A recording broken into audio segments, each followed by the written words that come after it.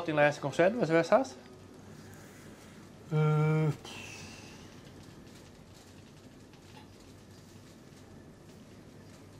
Nou.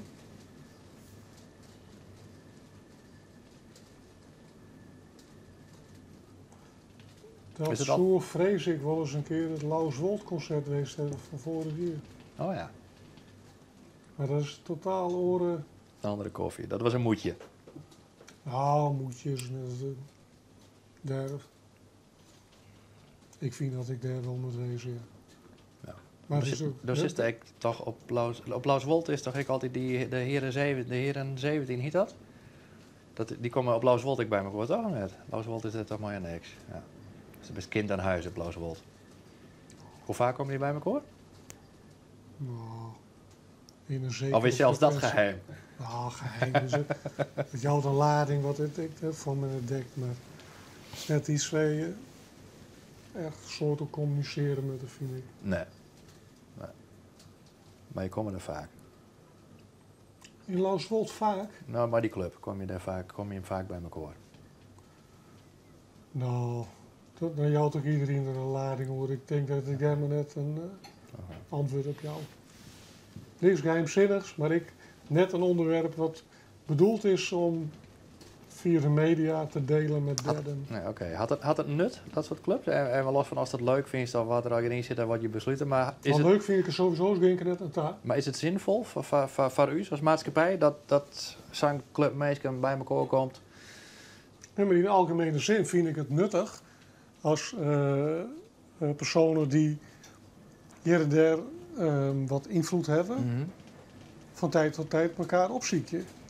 En voor Friesland is het goed dat vanuit allerlei geledingen mensen eens een keer bij elkaar komen om zaken met elkaar te delen. En eventueel gemeenschappelijke noemers te vinden om de boel vlot te trekken waar nodig of nieuwe dingen te ontwikkelen. En er zit altijd wel wat op agenda, er is altijd wel wat. En er komt steeds rond de heren 17 en daar weiger ik antwoord op te gaan. Ja. Dat gaat mij in algemene zin om dingen waar, want de Friese Compagnie beziet bijvoorbeeld ik. Nou, dat heb ik een zekere waarde. Maar daarnaast ben ik bepaalde gremia die geen namen hebben, maar wat toch bij elkaar komt. Ja. En dat is zeer waardevol. Dat is een must. Die tijd even vinden met elkaar om wat dingen te ontwikkelen. Dat het waarde voor een gebied, provincie. En er valt nog wel wat te winnen wat dat betreft in Friesland natuurlijk. Nou ja, soms is het... ik ken het wel wat een impuls wekken broeken, ja. Ja. Wat zo'n belangrijke impuls wezen matten? Naar de mening van van de openbaar vervoerman. Hinden wij die zweeflijn aan matten nog net? Een magneetzweeflijn? Ja? Of vinden we überhaupt een Zuiderzee-spoorlijn aan matten? Maakt dat verschil? Nou, een spoorlijn is een investering die voor een hele lange periode zien meerwaarde bewijst. Want rondom spoor ontwikkelen gebieden zich altijd. Alleen nog al die spin-off, los van de reizigers, is een hele belangrijke economische injectie. Daar hebben we voorbeelden genoeg van. Ja, het zinstand zei ze dan altijd, we verwachten daar de volle van. Er gebeurt wel wat, maar het is altijd minder dan dat je... Dat denk ik het echt mooi niet is. Nee? Want Veendam vind ik een heel mooi voorbeeld. We hebben de sporen een nieuwe injectie doen. En daarmee is het gebied in Veendam het een geweldige upgrading kregen. Ja, hè? Ja, heel vaak in presentaties broek ik het post- en pre-Veendam-station tijdperk. Maar het is heel opvallend te noemen. Oké. Veendam als lichtend voorbeeld. Ja, dat is een flauwe opmerking. Ja, dat vind ik wel als lichtend voorbeeld van wat er kan gebeuren mooi en zonder spoor. Ja. Komt mooi best. En die mensen die destijds, even los van dat het magneetwezen moest of gewoon spoor, maar die destijds roepen van we moeten net denken dat we maar in zo'n enorme investering in heel Friesland bevrijden kunnen, zeg maar. Ben die fout? Had die het net goed gedaan? Ben wij te bang voor dat soort grote investeringen? Of binnen de voorstanders er te enthousiast over. Nou, mijn mening Wat is die dat verschil maken van Friesland als we dat ding gewoon in?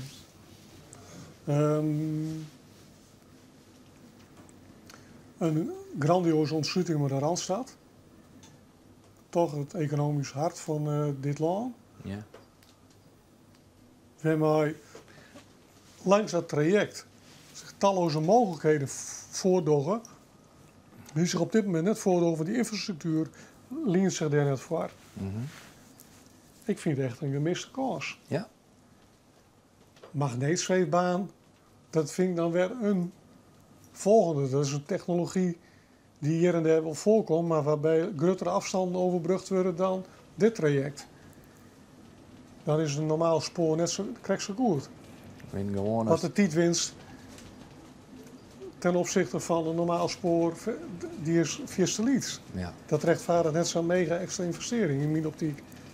Maar die gewoon een stuk rails lezen batten tussen Emmeloord, Jereveen, Drachten en Grijs. Ja? Wij hebben er als die week wel onderzoek naar die in Hoe samenballen. hier uw provincie er dan oors uit jongen? Maar die bijvoorbeeld Drachten een geweldige impuls kregen natuurlijk. Hè? Ja. Maar die bijvoorbeeld naast de A7. Maar ben dat een bedrijf die dan naast het spoorvestiging? Of Ja. ben dat, want dat soort visioenen heb ik jet en die ben ik wel. Of ben dat dan al die randstedelingen die hier in Friesland weten te vinden? Nee, Weet je dat dan? vooral de bedrijven.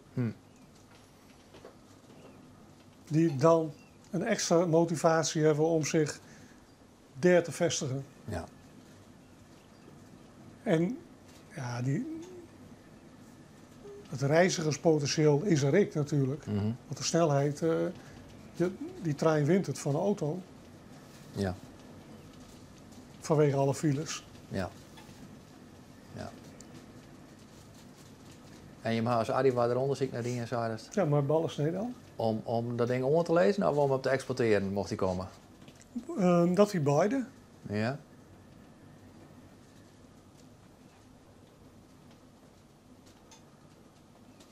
En wij vonden het absoluut de moeite waard om een verdiepingsslag daarin te maken, op zijn minst. Dat heb ik in onboorden toen, gezamenlijk. Wat is een verdiepingsslag? Dat er meer onderzoek nodig is Ja. om ja of nee te kunnen zeggen. Oké. Omdat je met perspectief. Zeggen. Ja. Fielden of Nee. al uitrekenen hier? Nee, globaal uitrekken hier, maar Oké. het vereist een verdiepingsslag. Ja, ja. En simpel zijn ballen sneden, die laat het sporen gewoon en je rieden er doorheen? Of denk ik nou te simpel? Nee, dat voorstel van u is wie dat net, want dat kon natuurlijk aan besteden technisch net. Nee? Maar wel dat er een onbesteding moest komen. En ja, wij achten nu zo'n combinatie dan sterker nog om dat dan ik te winnen. Ja. Dat wie de idee toen, hè. Ik weet echt niet meer welke periode het moet.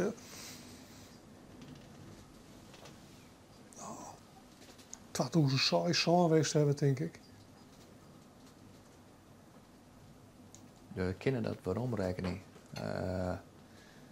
Want de zweefbaan had een heel belangrijk item geweest bij een van de provinciale stedenverkiezings. En dat wie net wat toen 15, dat weet ik net 4 jaar, dat was toen Alve. Dus het wie 4 jaar daarvoor. 2000 zomer of 2003. Daaromtrent. Van mijn gevoel 2003 ongeveer. Wie in die tijd, Ja? dat we draaien doorheen, nog net. Kun je? Maar is het toen een provincie geweest die dat van je hem net oppikt had? Of had het een drie geweest? Waar had toen James zo van ja, leuk bedacht vrienden. Nee, maar, provincie.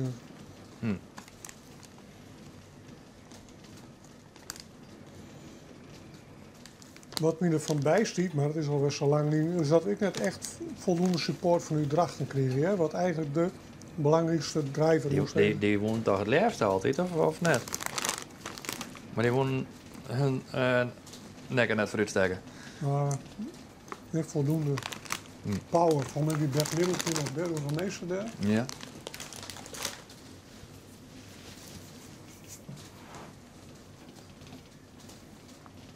Hier wel wat maar meer energie in, denk ik. En als dat soort dingen gebeuren, rekken staan ik. word je dan later dan nog een keer vriendspannen? Of denk je dan op zo'n moment van, nou ja jongens, ik kan niemand tegen zijn zin gelukkig maken, zoek het dan ook maar uit, dan stopt het je?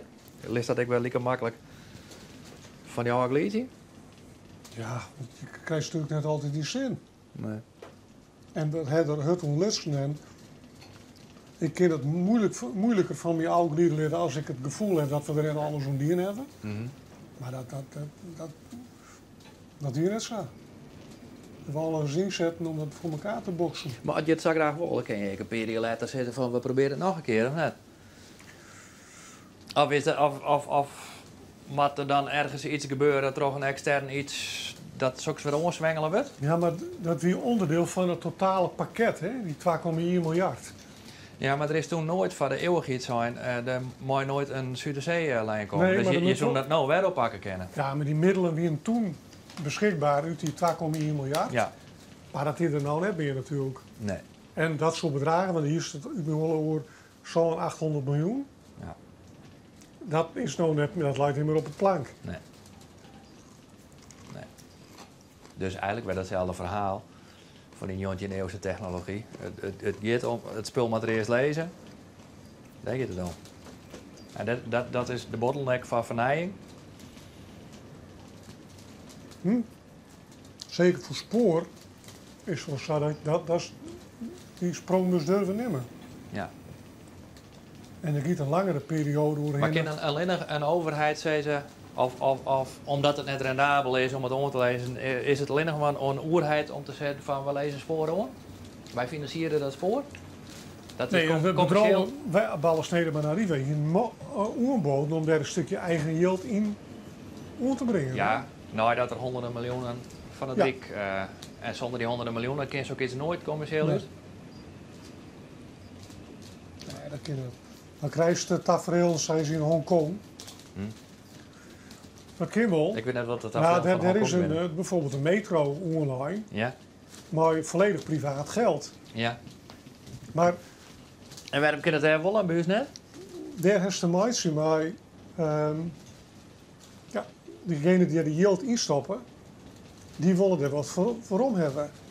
En wat ze ervoor om krijgen is data over reizigers. Ze weten precies welke reiziger wanneer op dat traject in en uitstapt. Ja, En daar kunnen ondernemers zich op richten. ja. Dat is hier absoluut onbespreekbaar. Hoezo? De privacywet is die dat net daar. Maar Google weet toch ook alles al van mij? Ja, maar ja, dat wist zo zelf daar. Als op een no-succes, de OV-chipkaart, die met alle data beschikbaar is aan OV-bedrijven, krijg je net voor elkaar.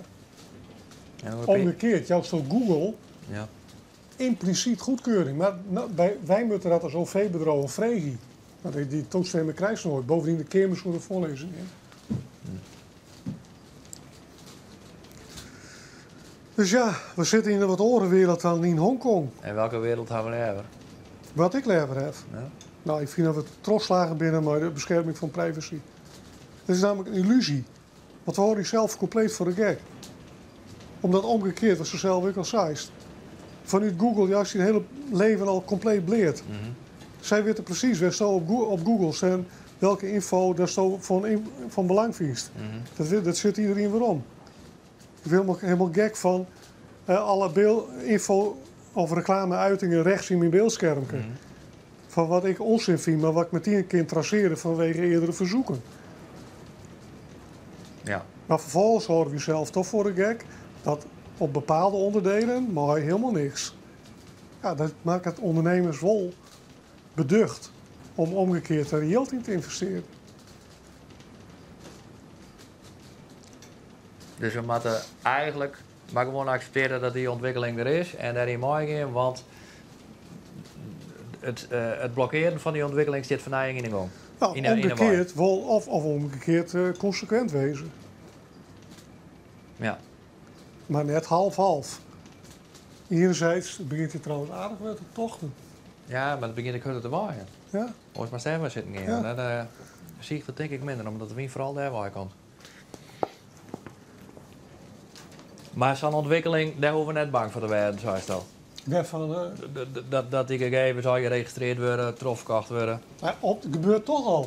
Ja. Ja, trof verkocht weet ik net, daar heb ik geen beeld van. Nee.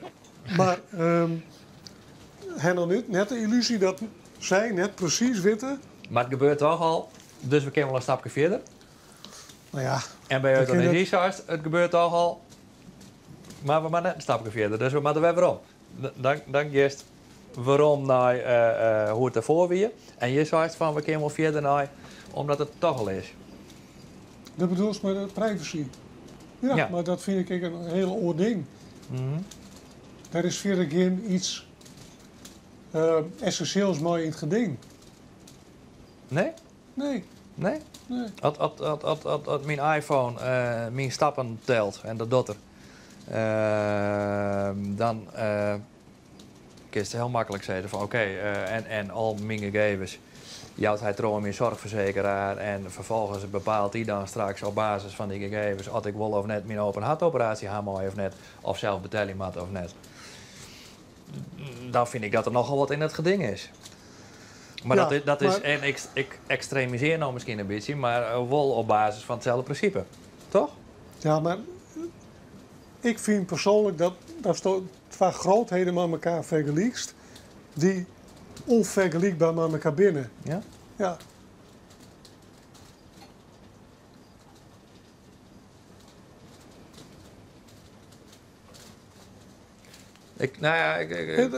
niemand zal zeggen, jou de hele datacommunicatie maar vrij voor de hele wereld. Dat leidt tot enge tafereelen zoals zo die schetst. Nou, Maar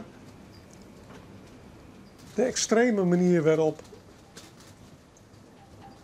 die dataprotectie op bepaalde onderdelen probeert we te beschermen, terwijl aan de andere kant we al lang weten dat we mijlen verder binnen, dat vind ik naïef. ja. Maar dat betekent als een tweede kamer zegt of een instantie, ik weet niet precies wat er al hier is, die dus beschermt of bescherming wil tegen het trofkeepje van informatie. Op het moment dat die beliers jouwen en dat ze van nou verkeer je die informatie met tro, die reizigersinformatie, zoals in Hongkong gebeurt.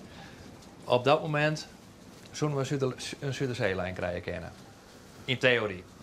Dan valt het is te er exporteren. absoluut meer investeringsbereidheid, omdat data op dit moment heel volle waarde heeft.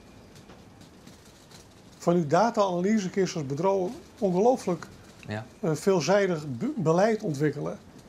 Wat op dit moment, door die bescherming van die data, volle moeilijker is. Ja. Waarbij zonder meer dat ze de laatste wezen om dat te ontkennen, er ik wel een stuk bescherming moet komen om te voorkomen dat we uitwas krijgen was door jaren 60. Mhm. Wat niemand wil.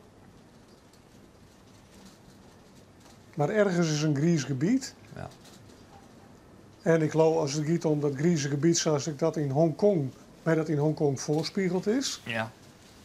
dat een acceptabel iets is. Ja. Welke reiziger is wanneer waar geweest?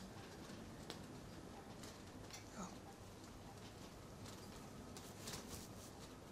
Dat is wat elders al verslaat. Ja. Nou, waarom moest dat dan nog voorkomen en eigenlijk exclusief beschikbaar houden voor bepaalde instanties die er volle verder voor binnen? Ja. Ja. Maar dat betekent als je verantwoordelijk bent, of mooi verantwoordelijk bent voor het ontwikkeling van nieuwe beleid, of het schetsen van visioenen voor de toekomst van Arriva in Europa, of Noord-Europa, dat dit een belangrijk speerpunt wordt. Nee. Nee? Wat je lezen kommersen. Dat is net de realiteit. De kansen in die landen die binnen. Nee, maar je kunt toch een lobby starten? Je kunt toch proberen, en dat wordt het misschien zien hier, maar je kunt toch proberen dat klimaat stadig gewoon zat Nee, maar dat om heeft net de de prioriteit. geest aan rijp te maken voor Nee, dit daar idee. hebben we op dit moment oren prioriteit. Ja? Ja. Like what? Ja, dat is een bedrijfsgeheim. Hè? Maar dit stiet net op die prioriteiten. Nee? Kalender, nee. Maar kun je spoorwegen ontwikkelen op deze manier? Ja, maar de vraag is of het bestaan er net. groeiambities waarmaken kennen, dat is gewoon zo. Ja, ja. Ik noem het alleen nog als voorbeeld, omdat daar in relatief snel tempo, maar zo goed als geen middelen van de staat, een fantastisch infrastructureel project uit de groenstand is. Ja. In dit land is dat volle moeizamer, maar dat het deels te maken zien, of de bereidheid van bedrijven om te investeren, het deels te maken zien, maar ja, die krampachtigheid waarmee dataprotectie verdedigd wordt. Ja. Nou oké, dat is dan een keus. Maar dan moest omgekeerd ik net vreemd opzetten dat bedrijven wat meer terughoudendheid hebben om te investeren in dat soort dingen dan elders in de wereld. Nee. Nee.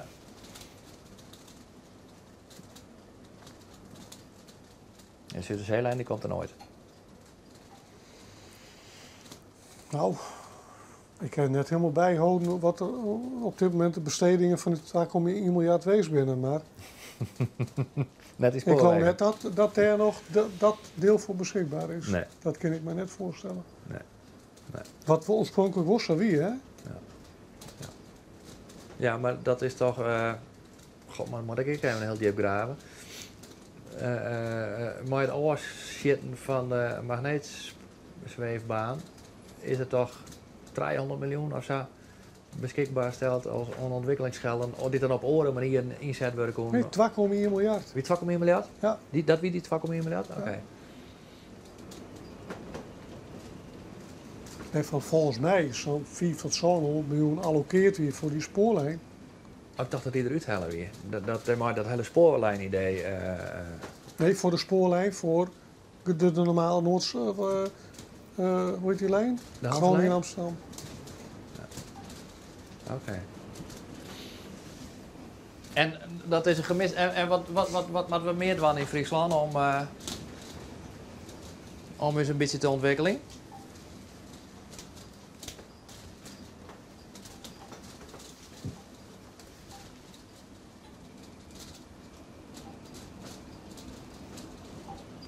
Of is het ook goed?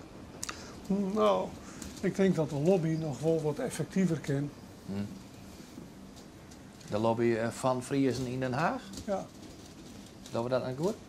Nou, ik jou geen kwalificatie, disqualificatie, maar ik denk dat die wel wat effectiever kan. Intensiever of effectiever? Effectiever. En Maar per maar ik was gerichte, bewust, ja, oké, maar net intensiever. Dat betekent dat het wel gebeurt, maar dat ze iets net goed doen. nee, misschien, ik denk dat het iets gerichter, maar een aantal partijen daarbij belussen. Handen en voet niet anders. En wat binnen een aantal partijen?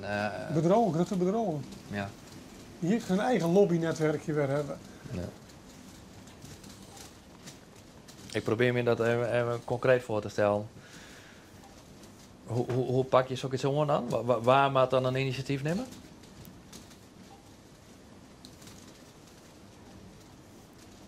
Ja, dat kan verschillende wezen.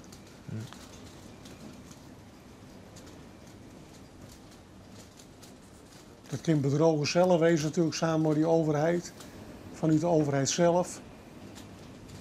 Sowieso maar lokale politici. Of althans die vanuit de regio komen en in de eerste of de tweede kamer zitten. De horen regio is dat beter dan? Ik vind het ook een beetje eng als tweede kamerlid alleen nog maar van zijn eigen regio opkomt. Ja, maar dat gebeurt het net. Nee. Maar ze kunnen natuurlijk wel even een stapje extra doen. Dat gebeurt ik wel. Maar net genoeg. Nee, maar ik bedoel, het gebeurt voor andere regio's wel. Ja. Dat is juist wel waarom.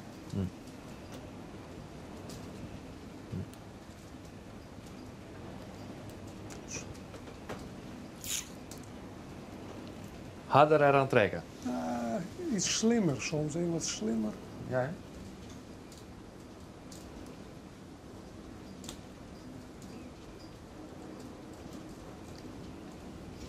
Ik heb heel vaak bij Friesland het idee dat ze helemaal net goed, of we net goed weten wat we willen.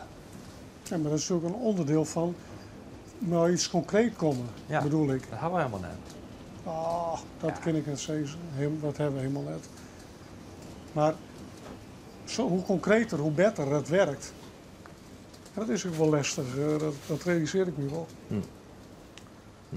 Omdat het vaak ik alweer geïsoleerde belangen van bedrijven binnen die bepaalde plannen ontwikkelen. Althans, zo wordt het aan jongen. Ja. Van de andere kant, ja, soms moest ik gewoon maar give it a shot. Ja. En dan komt er ook wel iets moois uit. Ja. Ja. Interesseert je dat überhaupt? Wat Friesland docht en als de Friese politiek iets docht? Of tuurlijk. beroepsmatig interesseert het niet, maar best hij mooi beginnen? Of denk je zo, ja, nou ja, ik weet niet, en nog een keer, maar... Nee, omgekeerd juist. Hè. Het is net alleen op beroepsmatig werk. Elders het primair beroepsmatig zeg, is het hier natuurlijk die dimensie van being a local. Wat het voor mij een extra drive is om iets op te willen pakken. Ja. Dus het is eerder een versterkende factor. En daar is ik vind het ook mooi als Fries iets bewerkstelligen. Ja, hè? Natuurlijk. Ja. Ja. Krijg zoals dat voor mij. Krijg even wat extra's is als we hier een concessie winnen. Ja.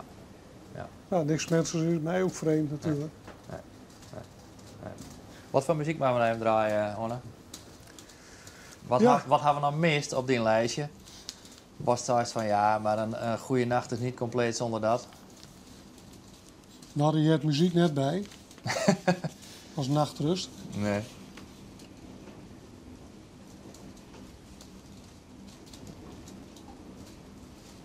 Nou, dan is Avicii. Welke? Doe maar Blast. En waarom? Omdat is dat het versje wat mijn dochter draait op het moment dat zij de catwalk oprent, wanneer ze haar diploma in ontvangst neemt. En dat had ze al in of dat was Nee, dat moet nog. Dat is op 8 juli. Oké. Van wat had ze dan hellen? HAVO. HAVO 5? Ja, Ja. natuurlijk is dat HAVO 5. Oké. En dat had ze Thomas niet yet? En wie dat een verrassing of wie dat wel... ja, dat zijn wel mooie dagen, hè? Ah, schitterend man. Ja. Ja. Wat gaat ze ervan? HBO verpleegkunde in Grace. Oké. En dus als ze get, is dat Wake Me Up Avicii? Nee, Avicii Blast. Ik ga Summer Blast. Nee, BLE. Ja, wij oude mannen die weten dat dan weer niet precies. BLE? SSED. Oh, Blast. Ja, ik zei Oh, sorry. Nou, dat ik die nog verkeerd. Ja, de rest wel. Dit is hem. Die moest hebben. Die groene. Ja.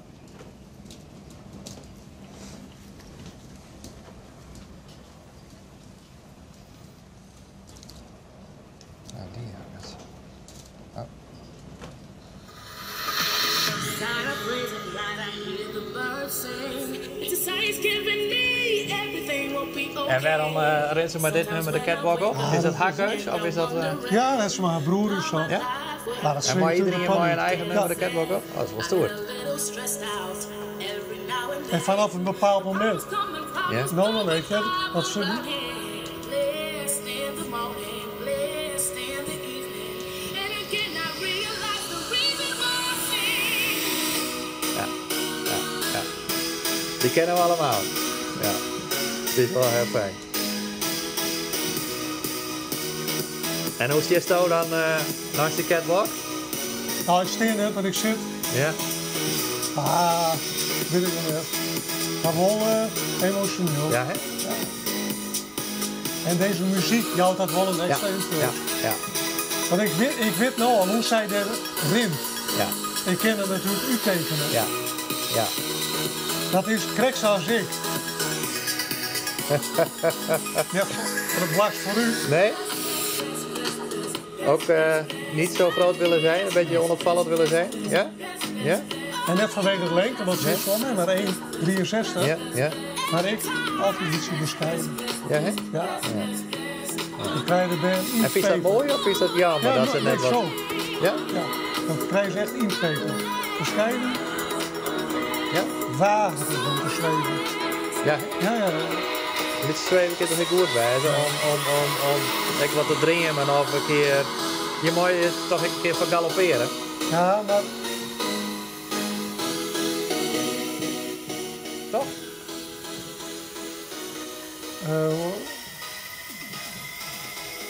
Ik vind bescheidenheid soms ook wel een overschatte eigenschap. Omdat ik denk, maar bescheidenheid sla je echt soms dringen deer of zelfverzekerdheid deer. Of, Nee. of een keer iets extra door of zo. Of gaan we nou over verschillende soorten bescheidenheid? ja, dat denk ik. Ik vond het wel mooi.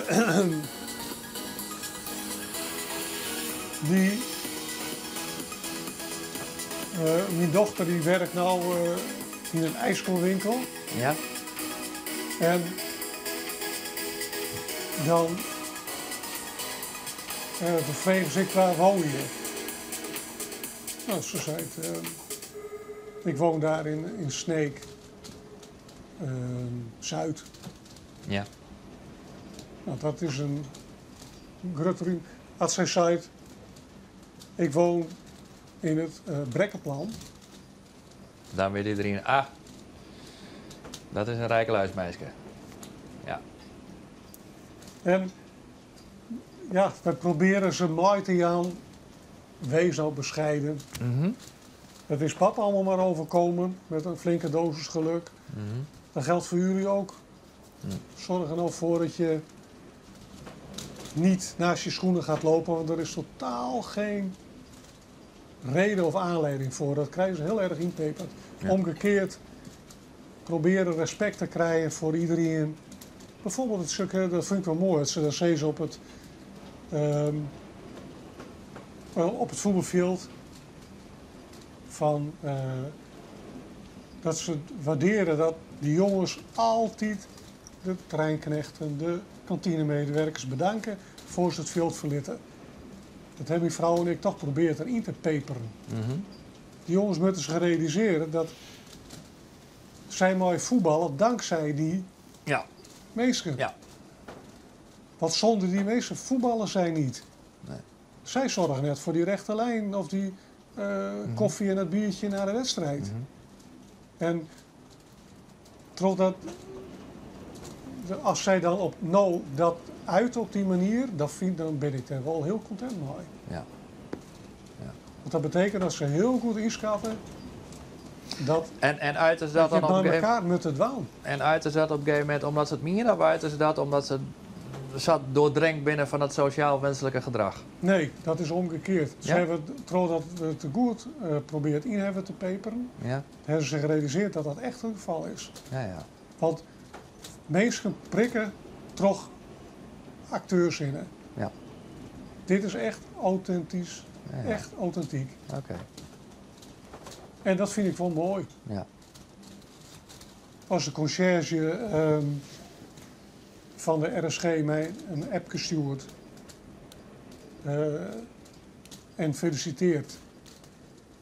Omdat Eline maar haar HAVO, Eline en haar broers gewoon leuke kinderen waren in die jaren. Dan doet me dat ontzettend goed. Ja.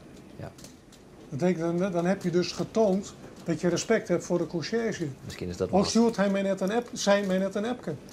haast het hoogst haalbare natuurlijk. Als je zei ben de vrouw had inzetten kennen. Ik hoop dat is wel een beetje uw missie altijd geweest. En er is genoeg in fout gaan, ongetwijfeld. Maar wat dan redelijk goed, dan is dit. En dat vind ik mooi. Ja. En volkomen terecht, want geen enkele aanleiding om een andere vorm van gedrag aan te nemen. Nee, dat op zich vind ik ben ik dat maar niet is, dat snap ik. Ik denk ik wel echt dat ik het vind. Maar we zullen andere dingen, we zullen namelijk wel oren uitwassen. Maar ik hoor soms ik wel van mensen die dus even heel erg net bescheiden binnen. Die is even lekker arrogant binnen. En er zit natuurlijk een grens aan, hè? Want eigenlijk vind ik dat gelijk haast. En arrogantie als totaalvorm is natuurlijk heel slecht, et cetera. Maar wat ik bedoel is, als je altijd maar bescheiden en fatsoenlijk bent, druk je naar mijn gevoel ook wel eens iets de kop in. Aan creativiteit of aan expressiemogelijkheden of op dat gebied. En soms vind ik het heel leuk dat in Nederland is... Nou ja, bescheidenheid is überhaupt natuurlijk een groot goed, altijd en overal. En daar willen mensen vaak op aanrekenen. Nou, als ze groot worden en bekend worden, dan is het een deugd dat ze toch bescheiden blijven binnen. Maar soms vind ik het ook wel heel fijn dat mensen dat juist net bescheiden binnen en net bescheiden uiterlijk. Maar dat ze door het te tonen of zelfverzekerdheid door uit te stralen of extraversie door de del te zetten. Dat jouwt het leven, dat jouwt een maatschappij een kleur. Dat we net alleen maar alle jaar fatsoenlijk en bescheiden binnen. Fatsoenlijk en bescheiden, dat zijn hele mooie deugden. Maar het totaalpalet vind ik soms kleurrijker. Dat er ook een paar idioten tussen zitten die ik dat ongelaars lappen. Tot op zekere hoogte. Ja, ik probeer een voorbeeld te vinden waar dat wel leuk is. Maar er zit me spontaan net in te binnen.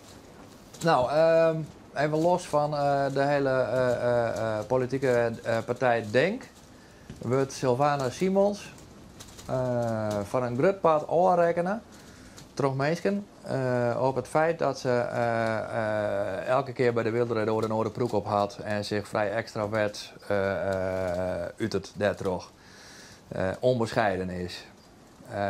Daar wordt ze eigenlijk nou vanwege haar huidskleur ook op aanrekenen dat ze eigenlijk onbescheiden is. Dat ze extravert is en haar uitert en een stap naar voren zet in plaats van dit docht. Want dit is de deugd in Nederland, de deugdzame houding, bescheidenheid. En ik vind dat je zo'n vrouw daar maar te kwad dogen. Ik vind het mooi dat er mensen binnen die alle weken een oren broek op door te zetten op televisie. Of die onbescheidenheid door uit te stralen. Je mag het net alle keer van dat soort. Maar het is mooi dat in die kudde van bescheidenheid, wat een goede eigenschap is, dat er ook een paar mensen oors uitspringen. Ja. Maar dat vind je toch net? Nou ja, ik probeer nogmaals het voorbeeld en dat van Sylvana Simons heb ik net scherp op mijn netvlies. Dat volg ik net genoeg. Mm-hmm. Maar bij onbescheidenheid, als het gaat om prestaties die je levert hebben, dan kan ik net een mooi goed voorbeeld noemen van iemand waarvan ik denk, nou dat is terecht, laat hem maar lekker even op het trom slaan. Johan Cruijff, die was alles behalve bescheiden.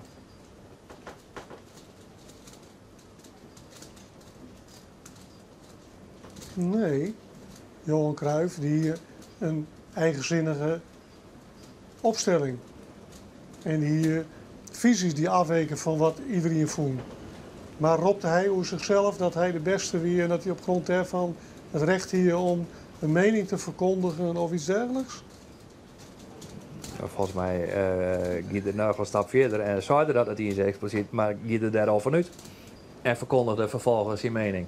Ja, maar dat is dan de vorm van onbescheidenheid die ik acceptabel zou vinden. Want hij verkondigt het net, iedereen die weet dat hij het is. Ja, oké. Maar als de Ronaldo's just, Ja.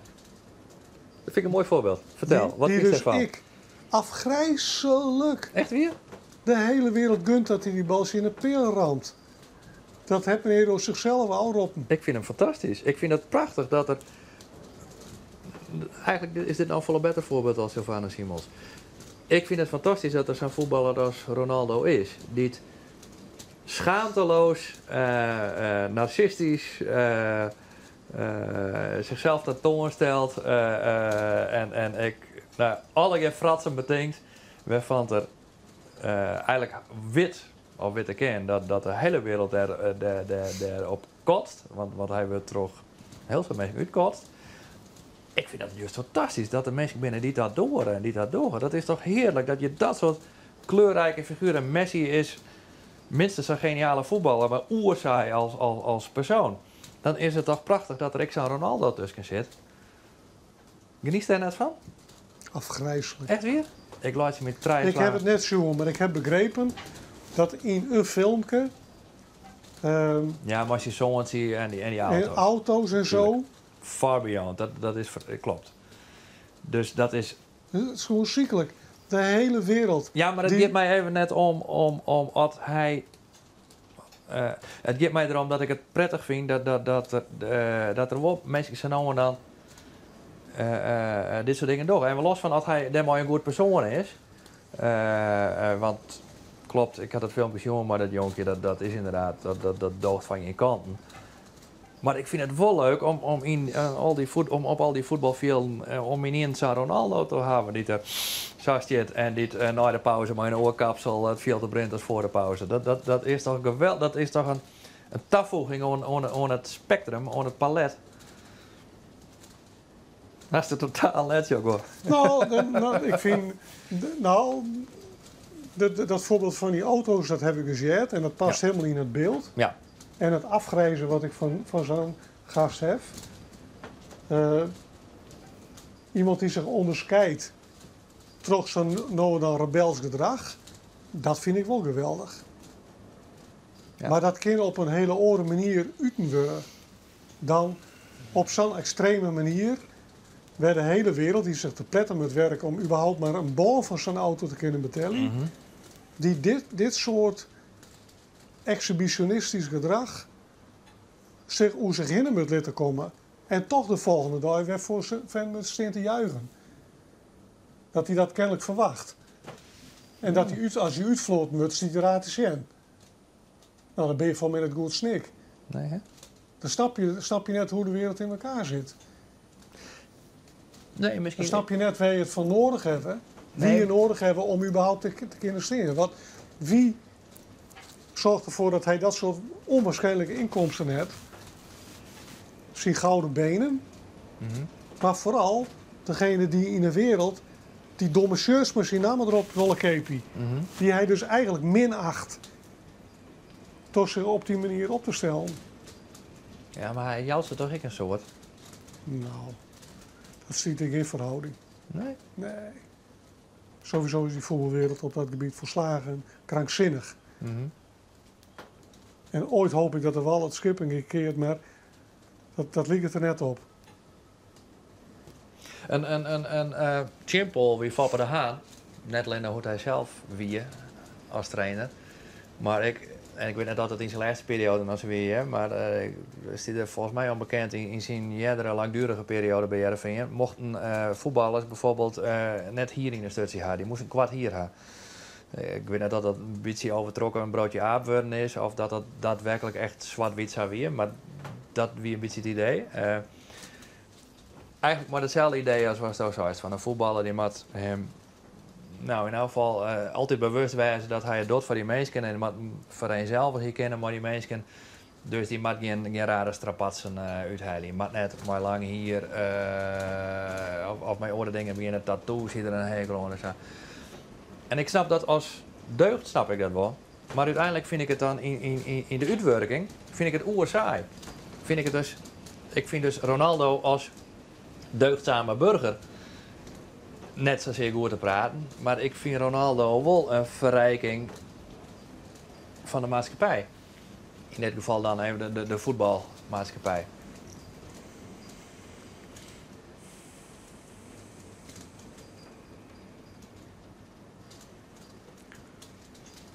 Dat ken ik wel op een andere manier. Hè. Dan heb ik liever zo'n vent als een, nou ja, inderdaad Cruijff. Mhm. Die dat doen door het verkondigen van onorthodoxe meningen. Een Willem van Hanegem, eigenlijk een beetje idem dito. Mhm. Of die op het veld gekke dingen uithellen. Mhm.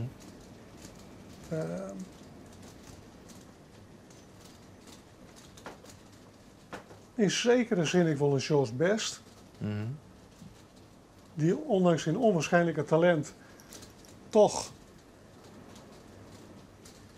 Hij was aanbeden natuurlijk toch iedereen. Toch zijn gekke dingen die hij uithellen, maar dat waren gekke dingen binnen de grenzen.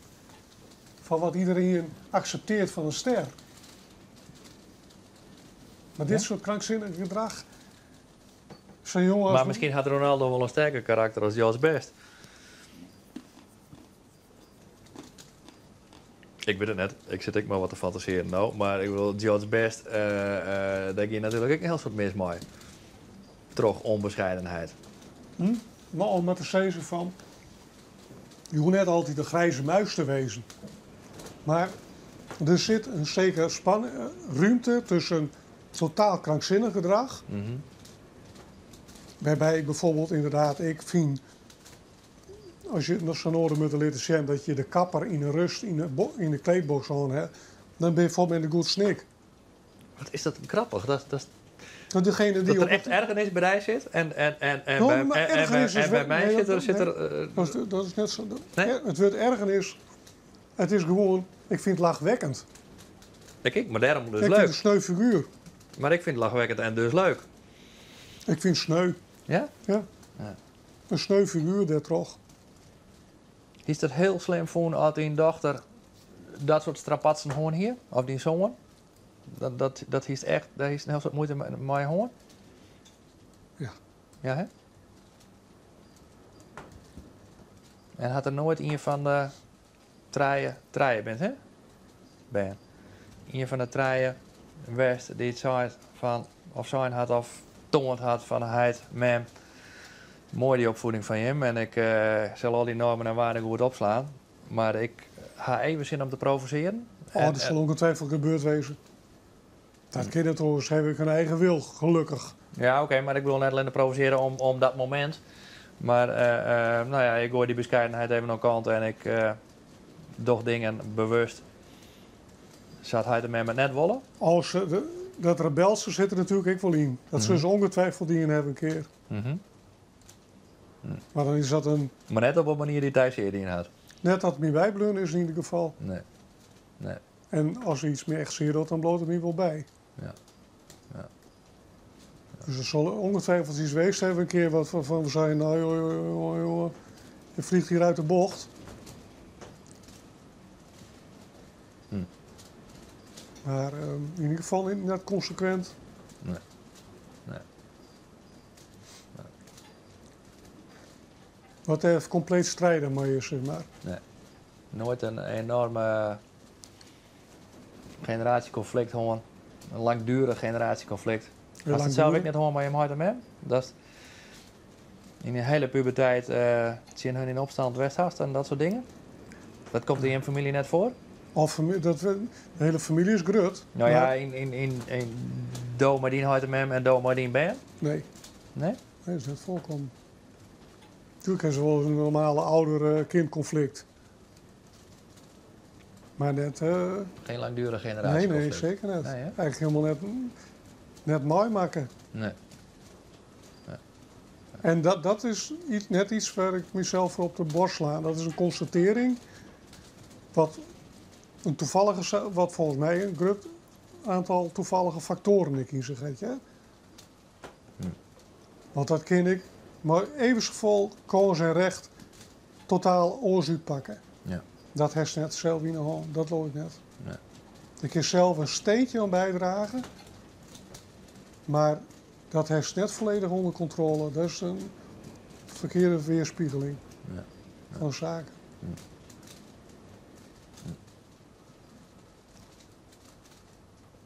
Je dochter zit aan zijn mooi bescheiden op een catwalk. Oh, dat is wel zeker, ja. Ja. Ja. Van o jee, Ja. moet dit? Ik moet even plassen. Dus ik neem nou die zaklamp even mee. Ja, ik wist zo net dat ik die deadline heb. Daar. Dan moest je muziek opzetten. Nou ja, doe maar wat was hoor. Ik Ja, we zullen eens even zien. we nemen een paar minuten weg. Ik zou zien dat ik die de oren heel hard in. Dat hij net door de zwarm... Wie je dit voorspelt? Nee, ik had net in de gaten hoor. Nee. Wat hij dan wel droeg, dat wel. Maar met die lampen moet een beetje stenen blijven nog steeds. Of gaat hij die intussen voorthellen? Nee, die staan nog steeds. Goed, tot zo. Tot zo.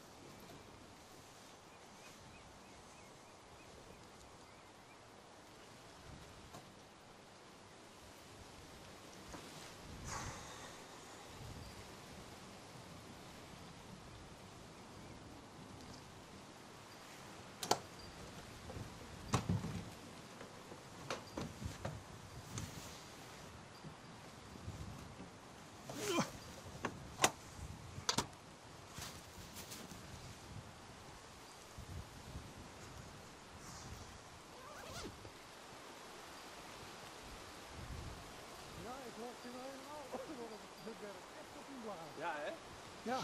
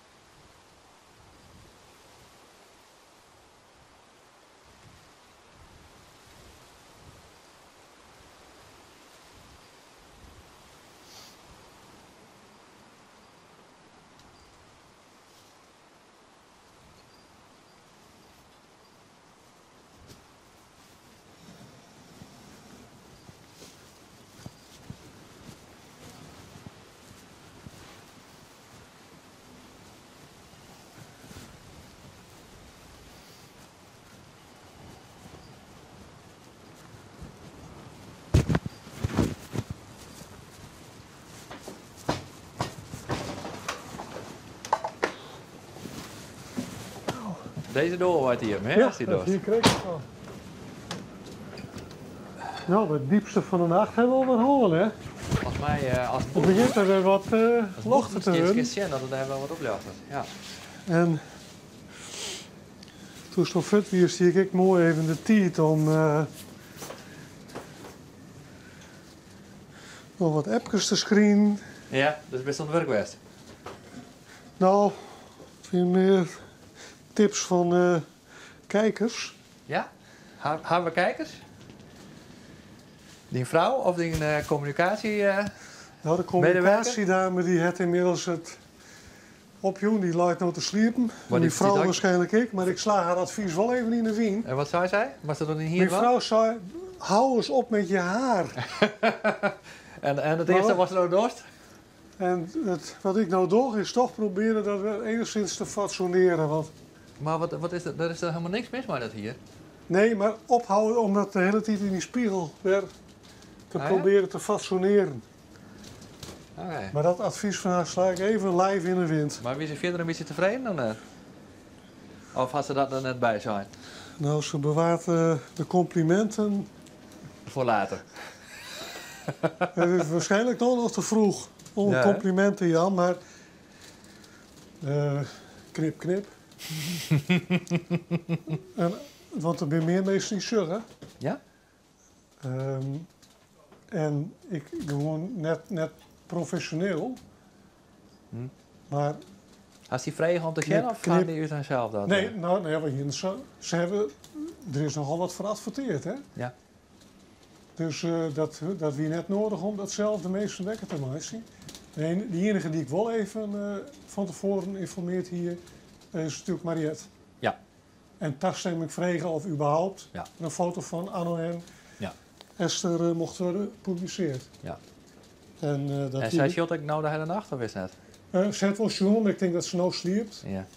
Maar dat stukje van u zet zij mis, want dat wie van mij rond een uur of 2.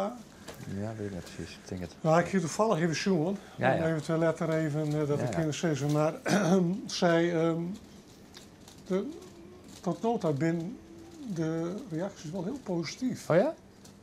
Wat grappig. Ik had mijn telefoon echt bewust. Nee, Tuut. nou ja, ik Dus ken ik- het zonder telefoon. Nee.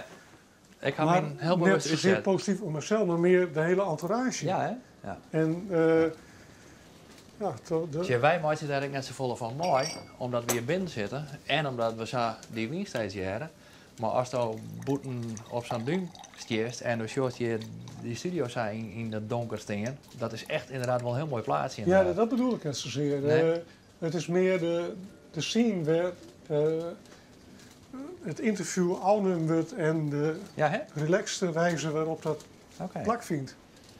We doen iets goed.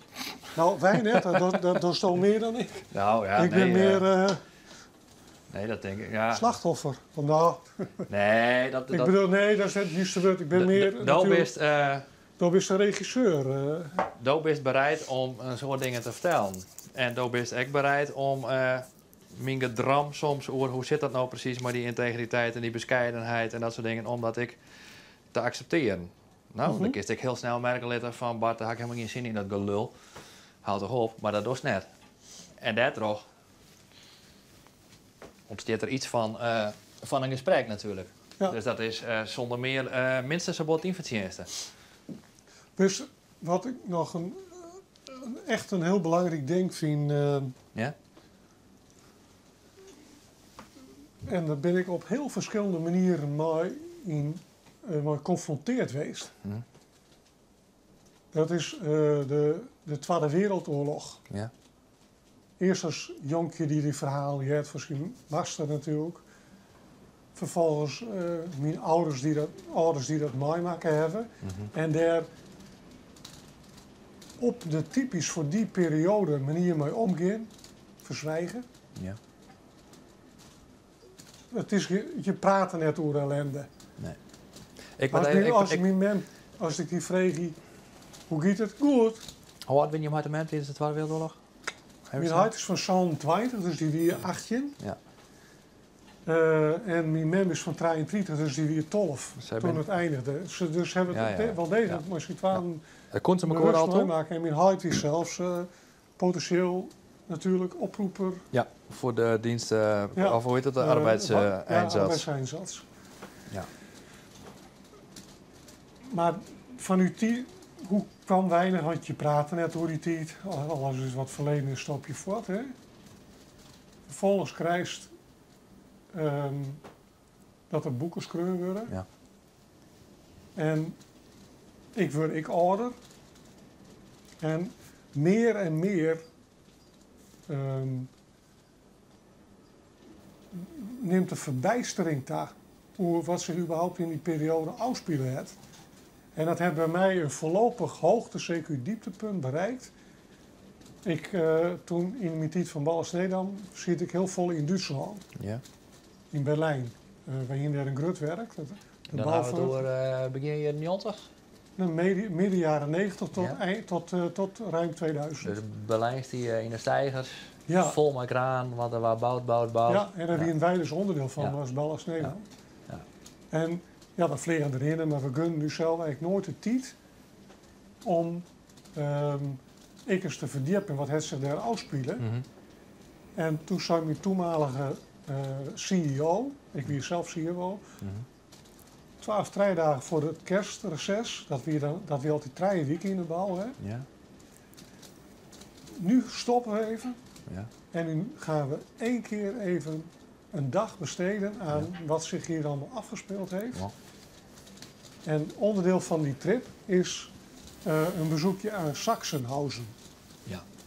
Nou, en ik heb even een foto op Ik kom slot. even naast je zitten dan.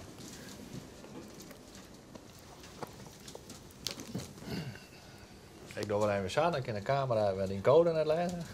Die zit ook niet kouder. Daar ben ik super naïef in. Ja, ik nog een keer. Ja. Ja.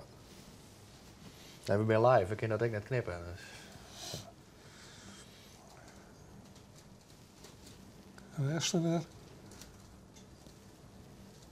Sachsenhausen is net de bekendste van alle kampen. Nee, dus Ben kost- Light Sachsenhausen? 40 kilometer buiten Berlijn. Oké. Maar het is wel het kamp waar Jozef Mengele zijn proeven dient. Oké. En het weer een dag beetje vergelijk bij maar deze Ja. dag, die foto die je toen maakt is, waar het niet dat lijkt een tin laagje sneeuw, Ja. stralend zon, 0 mensen, alleen nog Henk en ik, Henk Posma en ik. Ja. We gaan er naar binnen en het macabere valt me al bij zowel met de Ja. aanblik al van een prachtig gebouw, Ja. hoe ridicuul kan wezen. Mhm. Ik kom er naar binnen en ik denk al, wat is dit een akelige atmosfeer. Mhm. En we hadden een hele dag rondom, inclusief die bunkers waar Mengeles in proeven dien. Ja. Dat wordt er uitvoerig beschreven, hè? Mhm. Tot op het liefste detail. En dat liet ik erg op mij inwerken. Mhm. Misschien verklaart dat ik nog wel een oren dingen waar ik wat afstand hoor voor orenzaken. Want Ja. ik ging daar en ik ren daar en meer. Ik denk, hoe kan een mees Safir komen dat hij 2 rolbanden heeft, daar rollen meesken op, Ja. die kan meteen door, verbrand, die pak ik eruit en die stop ik eens een injectie toe om te zien wat er gebeurt op het moment dat hij deze injectie toegediend krijgt. Dus zijn we al die. Die leeft nog. Levende mensen op zijn rolboom. Ja, hup, transporteren. En die rolboot die ging dan terug naar die ene ging naar de gaskamers en die waren uitgepikt om een Een proef op te... rolboom? Ja. Om een proef op te dwaan. Ga ik dat nooit gehad. Ja, dat is een kelder, daar kwamen die meesken op. Wat een ziekte. Honderdduizenden meesken die daar zitten op een hoopje, die elke dag weer nij Ja. oervoert. Ja. En er binnen ook meesten die zeiden, nou jij daar. Ja.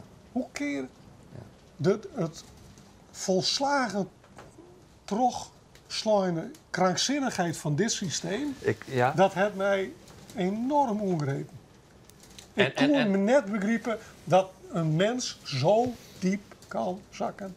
Dat hij dit doet. Wat aspect is daar het meest verbijsterende om? Dat een mens dat dwang kan? Of dat systeem zo perfectioneerd wordt in? Of dat er... Want dat vind ik... Nee, dat een mens, een medemens dat oordoet om een volk uit te willen roeien. Überhaupt begint het al met dat je jezelf het recht te eigenen om een oordeel te maken. Daar ben ik mordicus principieel in de doodstraf. Wat I en ik zich permitteerd heeft. Want Johan heeft het recht om over het leven van een oor te beslissen. Leert steen dat je dat het recht hebt om dat in een veelvoud van één persoon te doen. Leert steen dat je het recht hebt om het doel te hebben een volk uit te willen moorden. Ja. Leert steen dat je het recht hebt om vervolgens direct nog een krankzinnig systeem omheen te bouwen. Waarbij proeven op mensen die in worden. Allerlei idiote keuzes willen maken. Kortom, ik liet dat heel diep op me heen werken. Ja. Ik ging erom. Ik dacht, waar ben we beland? Waar ben we snel mee bezig? Wij hebben het recht om hier, of de gunst om hier tussen de, nou ja, anno is 22 worden, maar tussen de 50 en 100 hier lekker rond te mooie huppelen. Ja. En vervolgens doen we dit. Ik kon het niet meer begrijpen. Ik kon het niet meer bevatten. Ja. Dat heeft een enorm impact op je maken. Waarbij ik het idee hier van nou, ik woon in huis, ik vleer naar huis. Ik vier er compleet van slag van. Echt van slag. Dat maakt zich op een bepaalde manier van mijn meester en dat vond ik ongezond. Ik denk nou, dit moet net de overhand krijgen op mijzelf. Als ik hier lang wat tropblo, dat heeft 3 dagen gekost om ervan te herstellen. En wat was die hier nou van te komen? Uiteindelijk toch proberen het weer van me uit te zetten. Van het is gebeurd en we moeten ervan leren dat het nooit weer gebeurt. Maar we moeten wel mensen hebben die daar keihard zien vechten. Dat het echt nooit weer op zo'n manier mag gebeuren. En net totaal onvergelijkbaar, want wat er gebeurd is onvergelijkbaar. Maar in Zuid-Afrika zijn natuurlijk ook waanzinnige dingen gebeurd. En dan moeten er helden opstaan om zoiets uiteindelijk kapot te maken. Nou, Nelson Mandela is daarom een held voor mij. Ik vind meneer Schelvis, ik wist niet of die kent. Ja, Jules Schelvis. Van de 95-jarige overlevende van Sobibor. Ja. Echt, als ik die monsieur, dan hoor ik het net droeg. Nee. Wat een held. Wat een held dat hij oer zijn eigen drempel heen stapt op misschien 80-jarige leeftijd. En te proberen toch nog, wat hij 30 jaar heeft verstopt. Maar de wereld te delen om te voorkomen dat het weer gebeurt. Want we bimmers in al niet staat om je zo tot dat niveau te verlegen. En nogmaals, elke vergelijking met de Tweede Wereldoorlog niet mank. Maar wat er nou hier en daar in de wereld gebeurt, maar lui die zichzelf opblazen, lui die ten overstaan van een camera iemand zijn kop hakken. Het begint weer vergelijkbare krankzinnige trekjes te vertonen. Dat boezemt mij angst in. En dat houdt me altijd bezig. Daarom vind ik het bijzonder om de dingen nog te lezen, te zien. En mensen die dat in eer houden. De opa en oma van mijn vrouw zijn echte helden. Waarom? Die hebben Joden in de oorlog verstopt.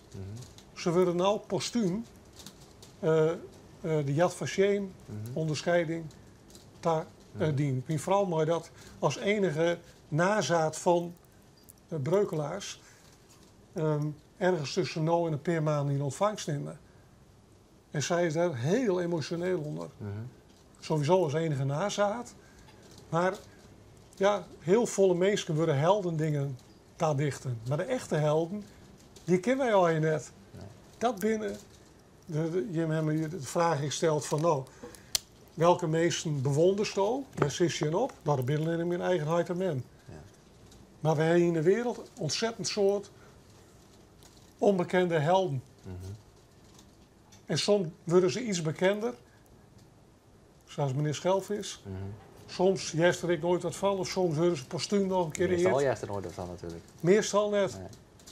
Nee. Ik weet een collega van mij bij Arriva, een chauffeur, die had een medechauffeur, reanimeerd en daarmee het leven redden. Is ik een held. Ja. Die mensen, ja, dat binnen de liedse helden en daar moeten we het maar al van hebben. Die Tweede Wereldoorlog, waarom komt het? Ik vind het zak iets. Ik weet zeker dat ik daar nog jaren, dit boek ik werd een heel apart voorbeeld van. Munnikhoff. Hast terugkeer ongewenst ik lezen van Charles Lewinsky? Nee. Mas lezen. Ja, maar ik weet zeker, ik krijg nog een heel soort dingen. Kerst het verhaal, wat ik even snel vertellen. Kerst het verhaal van Theresië en Stad, Ja. concentratiekamp, hè? En de film die ze daardoor maken had. Ja. Daar had Charles Lewinsky een boek over schreven. Vanuit de eigen van die regisseur die dat toen maken had. Dat weer een Joodse regisseur. Ik kan even naar de Ja, banaan maar komen. ik ken het verhaal daarachter wel. Was zo, Als die film wel eens jongen, die Nee. kun je gewoon op YouTube zien. Hè? Dat is juist gewoon die documentaire film. Ik zeg, even snel een fragmentje van zien later. Oh, ik het zo het vind ik, hè? Terwijl het zo ziek is, toevallig lees ik van de week dat Spielberg haast besluit niet om nooit weer een film te maken zien, hè? Nee, hè? Nee, de Schindler's List. Schindler's List. Oké, Dat omdat... hij hem zag grepen, hij gaat er helemaal in op. En datzelfde ervaring hier in Sachsenhausen. Dat is net een leeuw, hè? Het is de totale waanzin Ja. van de mensheid geweest. Kurt Geron, zo heette de regisseur van het documentaire. De Duitsers in volgens mij weer in dezelfde Theresienstad. Wacht even, ik zet even.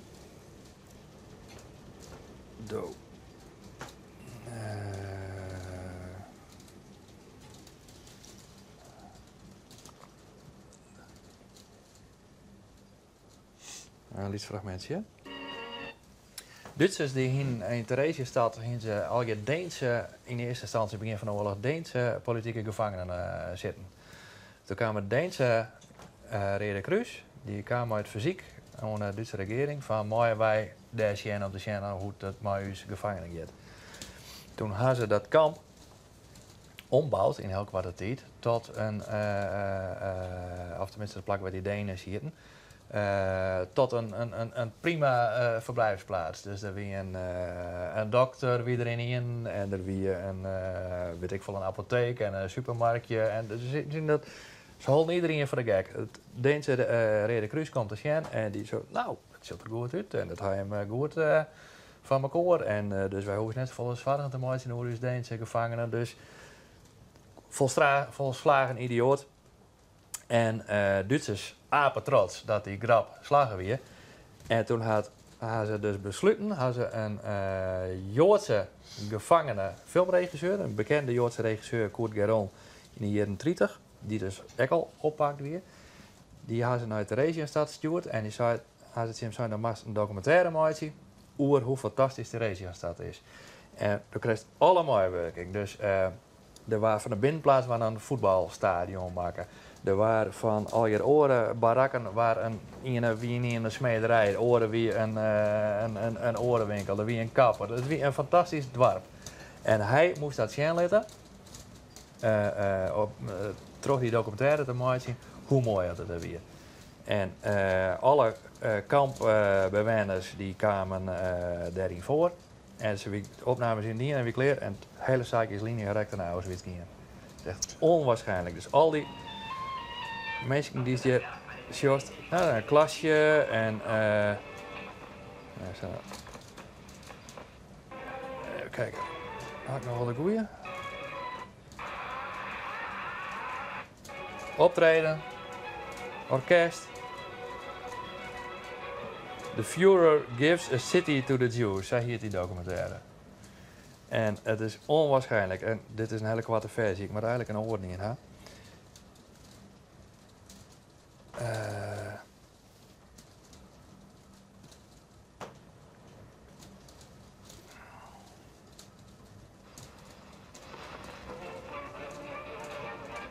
Vee hebben we in Theresienstadt. Een smederij hebben we in Theresienstadt. Dit had die Koert Geron, daar zal ik geen film mee maken. En op een gegeven moment verderop. Tja, voetbalwedstrijd op het middenterrein. Zo mooi wie Theresienstadt. En de opnames in hier en ze zijn ook naar Joost Witskien, inclusief de regisseur. Het is zo'n idioot systeem, die oorlog. Of die nazi, dat regime. Het is zo pervers en het is echt zo'n... Ja, dat woord pervers is wel zeker op zijn plek, ja. Ja, maar het is echt... Want ik zit daar niet even te denken toen ze dat vertellen over die schuldvraag van hoe ken je of hoe kennen we. Die film Shoah, die documentaire, 8 uur lang heb ik wat weer er nog weer op televisie, hè. Die liet ik dat ik heel goed zie dat iedereen weer zo'n iets onderdeel ziet. Je niet hier eigenlijk het overzicht. Dus hier, ja, die nazi top, maar boeten die partij top, wie er eigenlijk niet die het echt het overzicht hier over het hele verhaal. Dus iedereen komt voor school hier achter van ja, maar ik ga alleen maar over de spoorlijn. Of ja, ik ga alleen maar over de hekken. En dan horen ze ja, maar ik moest alleen maar overs leveren. En dat is... Nou ja, Hannah Arendt had het natuurlijk ook fantastisch beschreven. Nou, in dat Eigenman-proces. Daar ergens luidt de crux. Dat mensen net dat totaalplaatsen hingen of zo. En daarom, ik kan me ergens in mijn lelijkste gedachten voorstellen dat als ik ongeveer zo'n bon stien, met die mensen voorbij komen, dat je in zo'n radar idee te lonen komen van ik ben maar zo'n iets radar en ik ken ik net oors, dat je dat dus gewoon doet. We binnen natuurlijk echte helden binnen net vallen. Je wil een keer held maken door omstandigheden, maar dat wie een systeem waarin volgens mij haast geen helden overeenkomen kon, net opstaan kon. Nee, maar toch weiger ik om daar te proberen een verklaring voor te vinden. Mm-hmm. Want die is ja, net op zijn plak. Daarvoor is het totaal vierste krankzinnig geweest. Mm-hmm. En nog steeds krijgen we daar voorbeelden van.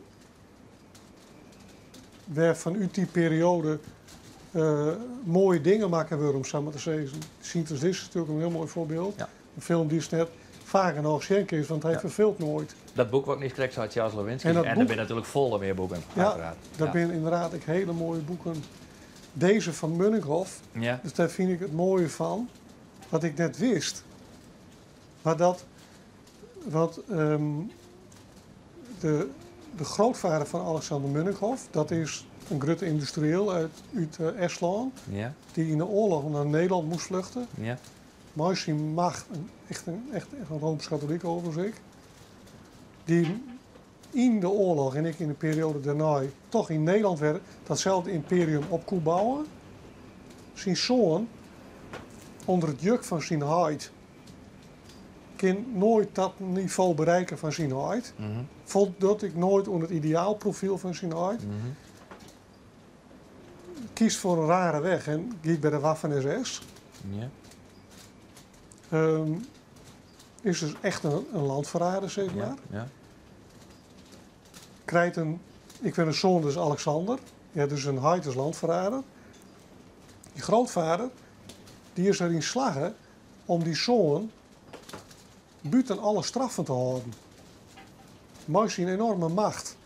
Dat heb ik nooit weten. Dat ik in Nederland echte landverraders toch machtige familieleden buiten het hele strafproces houden binnen. Ja. En dus eigenlijk nooit afgestraft worden. Nee. Toch heeft die zoon daar weinig lol van gehad.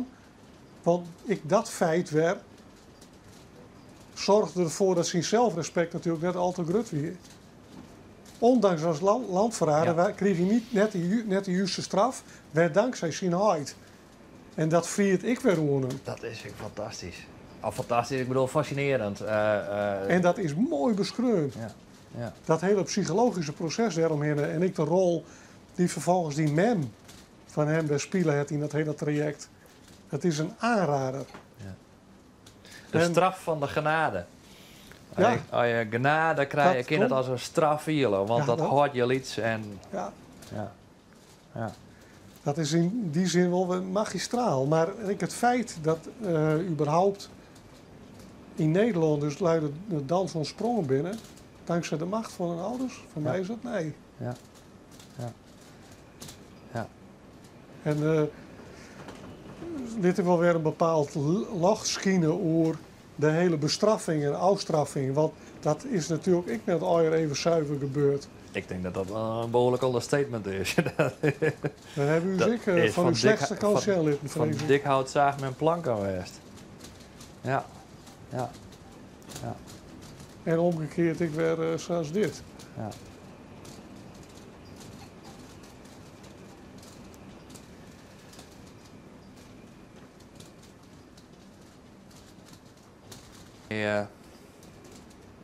Eigenlijk heel individualistisch.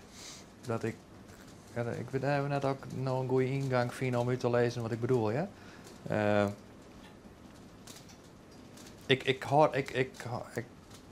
Ik ben net van de mensenmassa's. Maar dat is een beetje om in extremis om dit soort redenen. Omdat mensen in groepen elkaar altijd zo beïnvloeden. En dan krijg je altijd zo'n dynamiek dat je heel gauw in een positie komt waarin je eigenlijk net rustig jezelf wijzen kan of zo. En nazisme is natuurlijk een extreem voorbeeld. Maar dat is voetbalsupporters.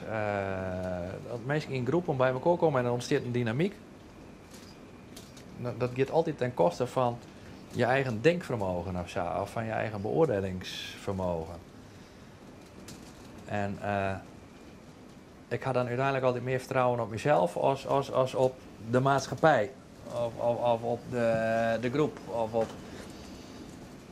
Nee, maar dat is denk ik een van de belangrijkste lessen als die ster in het loekenkist. Het is heel makkelijk om onderdeel te wezen van de massa. Het is volle moeilijker om je daarvan te onderscheiden. Ja. Ja. Maar uiteindelijk zit er het grootste gevaar in. Het gebrek aan lui die ze onderscheiden van de grijze massa. Ja. En daarom is het dat ik altijd probeer te stimuleren om afwijkende meningen te durven hebben. Ja. Het is een must om met allerlei rare dingen te krijgen, maar om überhaupt er een beetje swing in te houden. Dat geldt op kleine schaal ik voor bedrouwen. Ja. Durf maar wat anders te verkondigen. Het hoeft niet altijd de waarheid te wezen. Of de wolle waarheid, maar ik bedoel de juistheid in pacht te hebben. Ja, dat hebben we misschien al net. Ja. Maar probeer maar wat oors te vinden. Dat zou ik altijd proberen te stimuleren. En zelf mooi schreeuwen, mooi grote massa, dat zou mij nooit zijn dan. Nee. Nee. Dat ben ik het helemaal mooi die is. Ja. Ja. Ja. Krijg ik bultjes van. En waar komen die? Ja, in de nek. Ja, hè? Letterlijk, van die stress. Ja, bijna wel, ja. Van die talgbult, van die stressbult. Zeker is net, maar Dat is hard vroeger. overdrachtelijk wel. is hard hier altijd dat hij stress hier, dan kreeg hij van die bulten in de nek, letterlijk. Ja. Oh ja? Ja, dan moest hij naar de dokter en die snijdt er hier met een camera je rat zo uit en ja. Pure Ja, stress. zeker is net, maar. Nee. Nee. Nee. Nee. Ik word in één ding zien laten. En dan wist dat hij komt. Nou, ik meer de krekken foto's zie zeer stingen, Ja, ja. volgens mij is het motion inderdaad. En het is net het ideale fragment, hè? Want daar heb ik om zocht. Want eigenlijk bist al on het Word West in het programma. Even zien, nou komt nou zo snel waarom vind ik in.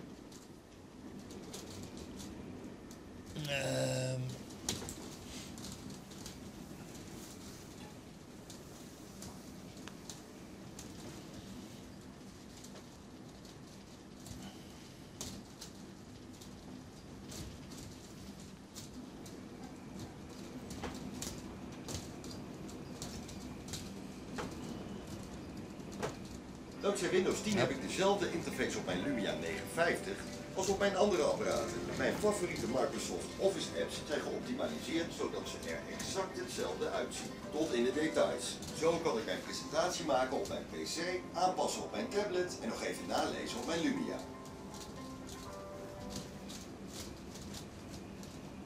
Meester, wanneer hoorde u het overkomen?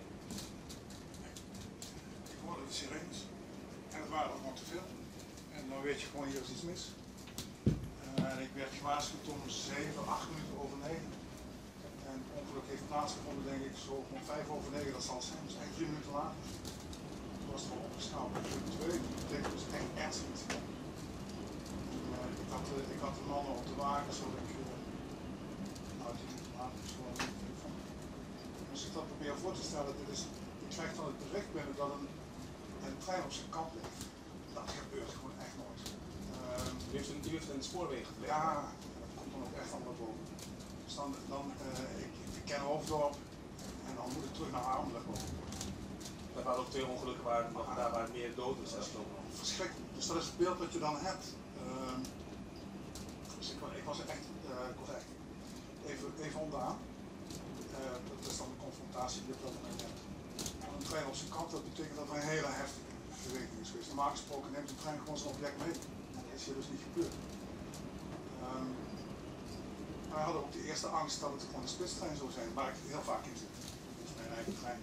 Dus en dan weet je gewoon, het is zeg 3 wachtjes, dan heb je 6 lopen. En dat is de trein naar Zwolle, op de andere kant. Die waren er ook een paar over 15 reizigers, we hadden eerder over 1000. Dat is gelukkig niet gebeurd. Nee, en dat was wel de angst die we hadden. Weet je dat de zwarte dag van Arriva? Of een? Minder meer? Ja, dat is wel de zwarte dag in de 15 jaar tot nota is. Ja. Ja, hè? Ja. Ik word het op geen enkele manier bagatelliseren, maar ik ben toch verbaasd dat je hem bij de sa ontroerd is hier. Omdat ik toch... Het gebeurt vaker, hoe slim ik, dat er deren vallen. En waarom, wie krijgt deze zo ingrijpend? Of stel ik nou een heel domme vraag?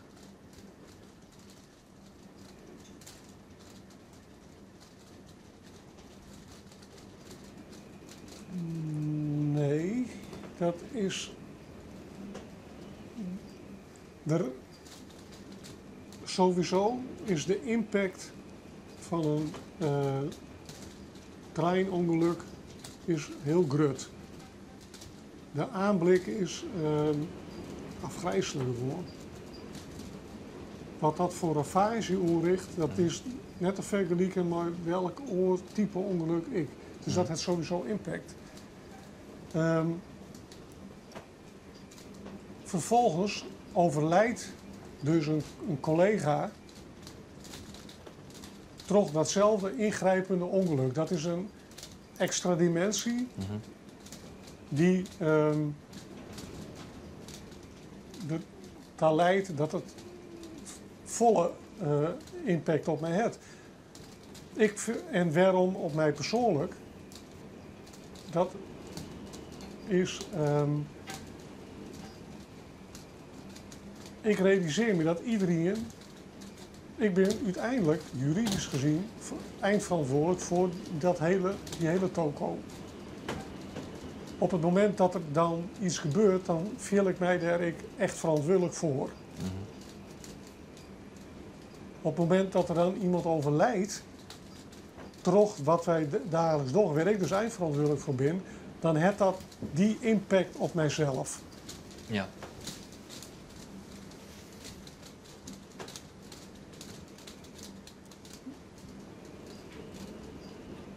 Dat verklaart emotie. Want dat betekent dus dat je van hier op oren dag iemand kwijtraakt als familie. En ik realiseer me wat dat betekent. Dat heb ik zelf meemaken. Ja. Ik weet dus wat die mensen overkomt. En dat overkomt hun omdat iemand de taak uitvoert waar ik verantwoordelijk voor ben. Dat zorgt bij mij voor een stuk emotie. Vervolgens, Sorry dat ik die onderbreek. Wat gebeurt er op het moment, op het moment als je een telefoontje krijgt? Kun je die moment nog herinneren? Ze is ergens achter een bureau of in een auto of wat ik maar. En dan telefoon. ja, ik was in Limburg, Ja. in Maastricht. En ik stond op het punt om een presentatie voor gedeputeerde staten te houden voor Limburg. Ja. En kwart daarvoor kreeg ik een berichtje dat er een ernstig ongeluk met een trein van Arriva weer, waar op dat moment de consequenties nog net duidelijk van waren. Nee. Maar de kans dat er dodelijke slachtoffers bij vallen, waren, gezien de impact, Ja. wie net gering. Nee.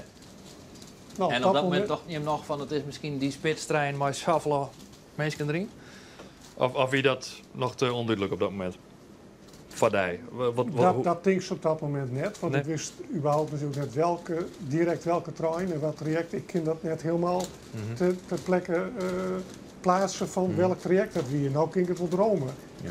Maar op dat moment we hebben 150 treinen in Nederland rondrijden. Ja. Dus waar dat dan precies is, kan ik het helemaal plaatsen. Maar gaandeweg werd dat duidelijker. Ja. En ik relatief snel werd dat duidelijk in een rit terug, toen ik besloot niet om met die rond te gaan, in plaats van naar Londen, want dat weer de volgende bestemming Ja. vanuit Maastricht.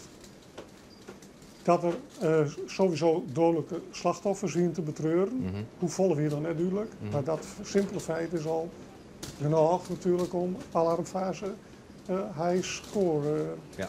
in werking te laten treden, wat er niet gebeurt. Er is dus calamiteitenplan in werking.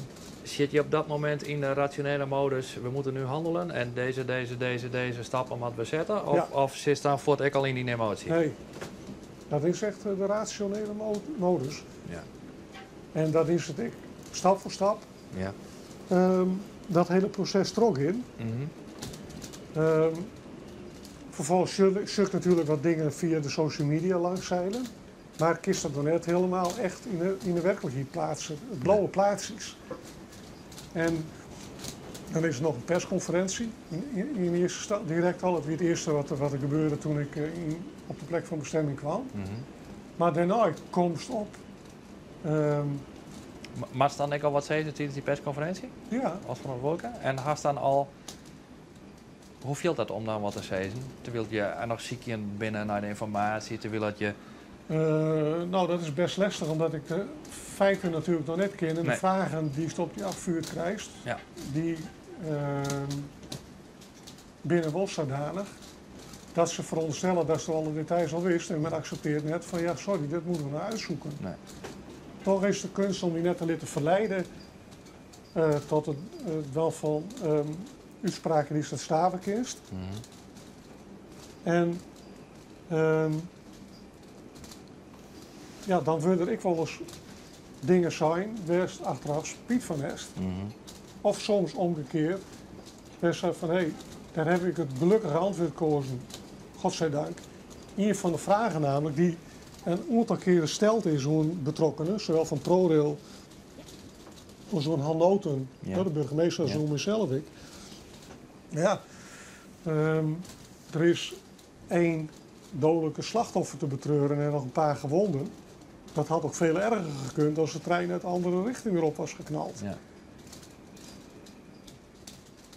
Toen zei ik van nou, dat is uw opvatting. Mhm. Er is een slachtoffer valt er te betreuren en dat vind ik in extreme mate ernstig. Ja. Want een familie is dit aangedaan, dat moeten ze realiseren. En ik zeg dus niet, of ik uit me niet in termen van ernstiger of minder ernstig, of geluk bij een ongeluk, of weet ik wat voor domme uitlatingen.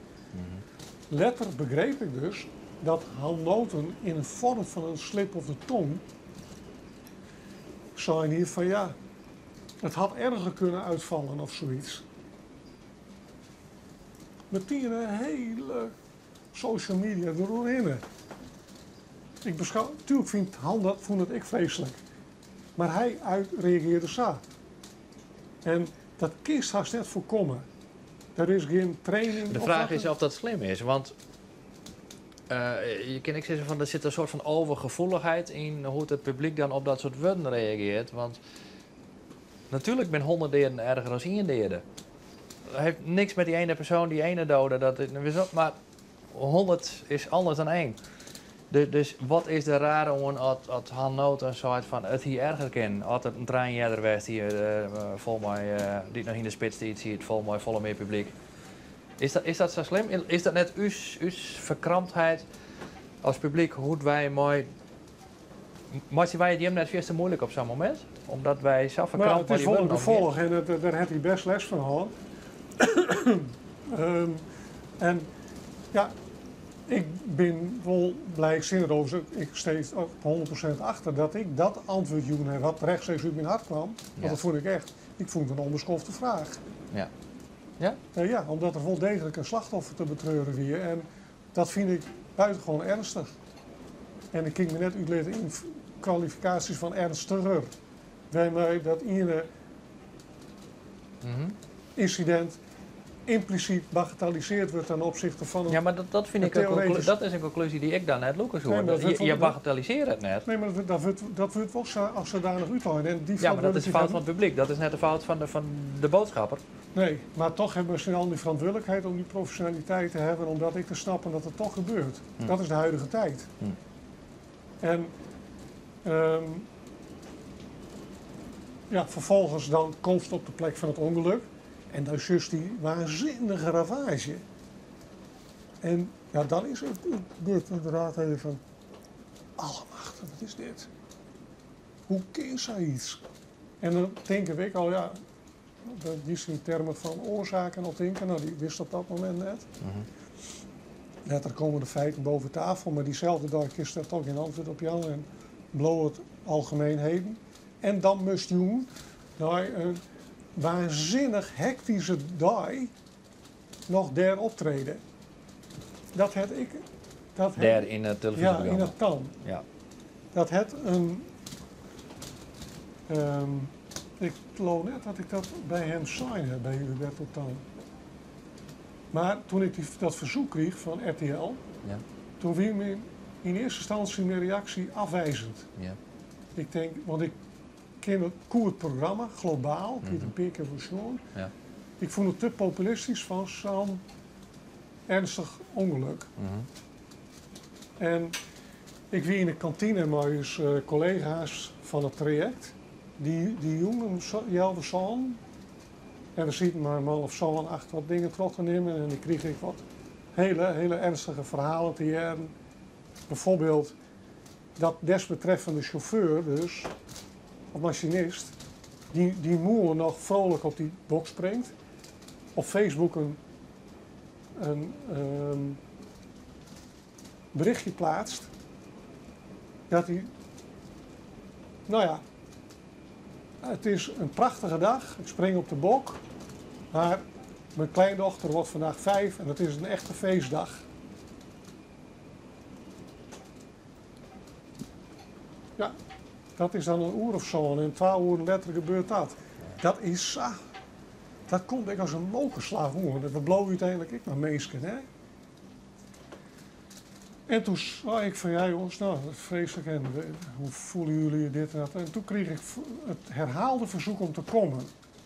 En toen denk ik, weet je wat, wie ben ik eigenlijk in deze? Dit is mijn simpele mening om daar net naar dat te gaan. Maar ik vind het eigenlijk vol interessant, wat vinden mijn collega's ervan?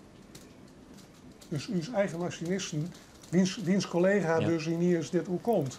Maar dit verhaal erbij en alle andere dingen en de emotie die ze hebben. Misschien vinden ze. Dus ik neutraal stelde ik de vraag. Ik heb dit verzoek is aan, wat vinden jullie ervan? Ik hier eigenlijk verwachten, zou je gaan niet doen, dit en dat. Maar ze zijn zonder uitzondering, dat moet je doen. Want je krijgt 1 keer de kans om ons een hart onder de riem te steken. Door daar te zijn. Nou, dat vond ik dat joeg voor mij de doorslag. Ja. Toen heb ik zo'n CNU's woordvoerder Roos van, ik ga het toch doen. Ik ga er wel naartoe. Nou, nog snel een bak friet even, want ik moest toch iets eten. Ja. Bij die snackbar naast het station. Ja. En s'avonds ben we naar Amsterdam knalt, waar dat programma plakvindt. En ja, dan krijg je een paar vragen. Ik heb het net weer rondgezoomd, ja. Dus ik ken me dat ik net weer helemaal reproduceren. Maar dan krijg ik een vraag die me echt raakt. Omdat het... ik heb respect voor het werk van een Arriva-machinist en een buschauffeur, oprecht respect. En op het moment dat iemand in de uitoefening van zijn taak dit komt, dan vind ik dat afschuwelijk. Want ik ben verantwoordelijk voor die tent. En iemand ontvalt us in de uitoefening van die taak. Nou, dan heb ik een dag achter de kiezen. En dan krijg ik een vraag die een beetje op mijn hart verspelen. En ik uit dat ik zag dat me dat op die manier rekkert. En toen hier ik een beetje zwak moment. Waarmee ik mijn emotie moeilijk onder controle kon houden. Maar het lukte me, godzijdank, krek. Want dat wie ik in niemands belang weest. Maar iedereen koest dat de emotie mij wil te pakken hier. En toen ik me in redelijk snel tempo weer herpakt hier. En dus via dat programma ik al draaide. En toen werd ik ouder en dan kon weer fut. Toen voelde ik dat ik helemaal het erg. Kijk, het zal me ook worst zijn wat ze er van vinden. Dan vinden ze me maar een slapjanus. Maar op dat moment die emotie de overhand. Maar één ding weet ik zeker. Gedurende die dag, maar ik op dat moment bloost toch op de top van die quivive. Want wat er net mooi gebeurde, dat is dat tijdens, terwijl de emotie die van die meester maakt, dat is die verstand verliest. Ja. Want de boel moet wel terugdraaien. Dat onderzoek moet plak vinden. Mensen, maar de slachtoffers moeten de juiste dingen gebeuren. Wij moeten in ons bedrijf naar boeten de pers op de juiste manier te wedstrijden. We maken het onderzoek met op precies de voorgeschreven wijze plak vinden. Us mensen met een rol spelen. Kortom, op zingetafels moet stukken blauwe schakelen. En op het moment dat de emotie die te pakken krijgt, dan mag je dat nooit ten koste gaan van die dingen waar ik verantwoordelijk voor ben. En dat is ik zeker net gebeurd. Want we hebben een paar evaluaties nog aan. Ik onafhankelijk. En ja, in de gegeven omstandigheden is dat ding wat van u mocht worden verwacht. En meer kan ik dan ik net hoe zezen. En dat dan op zo'n moment ik de mens even boven kom drogen. En sommigen zullen misschien een teken voor zwak te vinden. Overgrote deel van de reacties wat ik letterlijk heb, wie dat men dat ik wel werd waardeerde. Letter, naar de eerste volle letter, heb ik het tegenovergestelde x-jongen.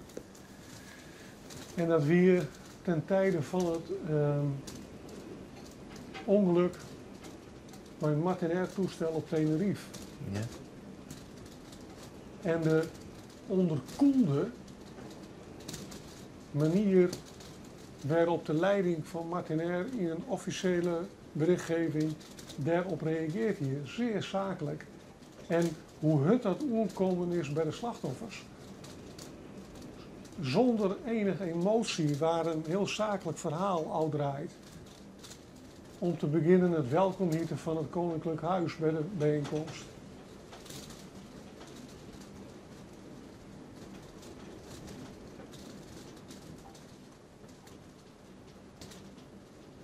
De meesten die dat mooi maken hebben en wat dat op hun betekende, ik heb dat laten zien. Ik denk, nou, dan is het toch beter om maar een beetje van je emotie te tonen. Ja. Want het is misschien stoer, of nou, ik denk dat het bewust stoer is, maar het komt misschien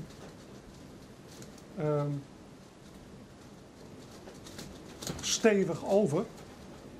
Maar de vraag is of dat altijd het geval moet wezen. Uit de reacties denk ik dat je ik zo naar je emotie mooi tonen, ik als leidinggever. Mits je jezelf wel onder controle blijven houden. Gaat dat vanzelf op zo'n dag als die in die modus te lonen komt? Of moet je echt vechten op zo'n dag in die emoties? Nee, dat is op een uitzondering van tijdens dat programma. Ja. Maar de rest van Is de dat- dag kom je gewoon automatisch weer in die rol drukt. Ja, Waardoor je... in die modus, Ja. die overlevingsmodus Ja. van bedroom maar je via de skade van ondervinden. Hm. En dat betekent dat gedurende die dag de hele operatie wel goed met verrennen. Wat oors is de schade nog groter dan wat hij al is. Wanneer ben je naar de nijbezin en geweest? Diezelfde dag is of later? Dat hebben we vregen, maar zij doen de eerste dag alleen nog de direct leidinggevende Sjen en de tweede dag ik. En wij binnen op de dag van de crematie, de dienst, nabestaande dienst, ben ik daar geweest voor het eerst. En toen had ik maar gaan praten. Of woon ze heen ze daar geen flat van? Dat wie op dat moment net nodig. Zij dient zelf wut tijdens de rouwdienst. En dat wie oké. En ze wonen graag dat de direct leidinggevende een wutsie dient. Ja. En dat is voldoende. De aanwezigheid. En is dat voor jou ook voldoende? Ik bedoel net als hij daar dan op een glansrol om meer te worden op zo'n moment. Maar het kan ik haast ongemakkelijk wijzen. Dat is wist van de eerste dag, de tweede dag zit ze net op met de was zien. Daar ben ik nou in ieder geval net in dit een spil is in dit gebeuren. Krijg je dan ook het gevoel van, misschien maak je me helemaal aan het wijzen, maar dit is een vervelende constructie voor een directeur. Ik ken je net wijzen, maar dat viel ik misschien net helemaal fijn om je wel te wijzen. Nee, maar dat is heel simpel. Als ik zo zou denken, dan plaats ik mezelf in een soort van slachtofferrol. Maar wie is hier nou het slachtoffer? Ik net. Nee. Ik ging erin, ik maak zijn keus. En op het moment dat men die keus net zo accepteren, dan accepteer ik hun reactie. Maar ik neem een keuze met die kind verkeerd uitpakken. Dat is dan maar zo. Ja. Maar de makkelijkste weg is net te komen. Maar ik kies er bewust voor om wel te komen. En die rol in te vervullen die we gekozen hebben. En vind men net oké, dan accepteer ik de kritiek die er terugkomt. Ja. Maar de makkelijkste weg kiezen toch gewoon net te komen. Want dan krijg je die kritiek ik net. Zo zit het net in elkaar. Nee. Maar ik weet dat we keuzes maken zien die men soms net altijd zal accepteren. Ja. Maar dat is in essentie hetzelfde als wat jij wel is als iemand is overleden. En ja, ik kan het niet aan om naar de nabestaanden te gaan. Want misschien vinden ze het wel niet oké dat ik kom en misschien is het te druk. Dus ze komen niet. Dan denk je, wat is dat nou voor paas? Neem nou gewoon het risico dat ze die bij de door voor omsturen. Ja. In plaats van de makkelijkste weg naar te kiezen. Ja. Dan moest inderdaad het risico nemen van nee, sorry, het is op dit moment niet welkom. Ik kan niet aangaan, maar weer naar huis. Ja. Nou, dat is een zak leer. Ja. Ervaar het dan niet net als een, weet ik wat voor, dat moet je accepteren. Ja. Ja. Dus in die zin is net de makkelijkste weg kiezen de beste, vind ik. Nou hebben we al een oorlier. Ik weet net precies, ja, oorlier 2 hier. Dus dat Jereveen verhaal gewoon. We hebben Dalfsen gewoon. We hebben bij positieve dingen de toetreding tot de internationale directie gewoon. We hebben de concessie waarom in Friesland hebben we gewoon. We hebben de Vira-enquête hebben we gewoon. Dat is een soort beleefd in oorlog. Aan hoogte- en dieptepunten. Is het een gemiddelde hier 2 jaar west? Of is er meer gebeurd als wat je normaal beleven in die werk? Nou, zo'n dodelijk ongeluk heeft natuurlijk een impact die zijn weerga net kent. En dat is net vergelijkbaar met wat voor een incident dan ik. Wat was te drinken? Sorry, want ik zit... Nou, ik neem wel wat eten, maar ik neem direct nog wel een boterhammetje of zo. Want We kunnen eigenlijk wel even wat smaren. Of ik kan ik wel een geroosterd broodje bakken. Of een eiken bakken. ik ben het zo. Nee? Nee, ik heb eerst zo recht toe recht aan ontbijtje. We zetten aan een bal en zo op tafel. Ja, dat heb ik nog. Ja, gek genoeg om Hoe laat dit is het? tijdstip wel wat zin in. Hoe laat is het? Een kwartier of 4. Oké.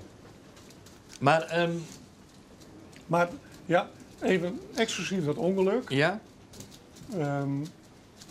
is ja, toch wel redelijk normaal Ja, hè? patroon geweest. Ja, zo'n parlementaire enquête is natuurlijk iets wat once in a lifetime, Ja. wat in die zin ik wel weer leuk uniek is. Mhm. En dat is wel goed uitpakt. Maar van de andere kant zit ik vaker nog in de kamer, mijn normale hoorzitting, weet ik wel weer spanning op stiet. En dat is gedurende al die jaren altijd wel gebeurd. Het feit dat er zo volle dingen even trotdij opnoemd worden, het showt wel dat ligt wel zien, de complexiteit van een job in deze sector. Net alleen van mij, maar dat geldt krijgt voor Roger van Bokstel bij de NS. Ja. Of voor mijn collega bij Connection. Ik denk dat er weinig jobs binnen, maar zo'n complexiteit. De operatie itself, Ja. nou, het leren rennen van treinen en bussen op tijd. Dat is sowieso al ingewikkeld. Want er zit techniek komt rond te passen en dat heeft een risico. Vervolgens hebben we een invloed van bijvoorbeeld vakbeweging, waarbij de OV-sector volgens mij tot de top 3 behoort van invloed van vakbeweging op het totale proces wat complexiteit betreft. Schoonmaken is er een oren van. En ja, dat zijn toch de sectoren die het economisch verkeer behoorlijk lam lezen kunnen op het moment dat er wat gebeurt. Dat is maar die stakingszoen. Ja. Oren, maar er zijn nog echt nog de bemoeienis van de politiek. Ja. Men liberaliseert het, zet het wat dan niet onaarms links, maar ze bemoeien zich goed online natuurlijk. Zodra er maar wat is, begint de keer me weer vragen te stellen. Terwijl ik zeg, jongens, dit is ons bedrijf. Wat is het voor huis?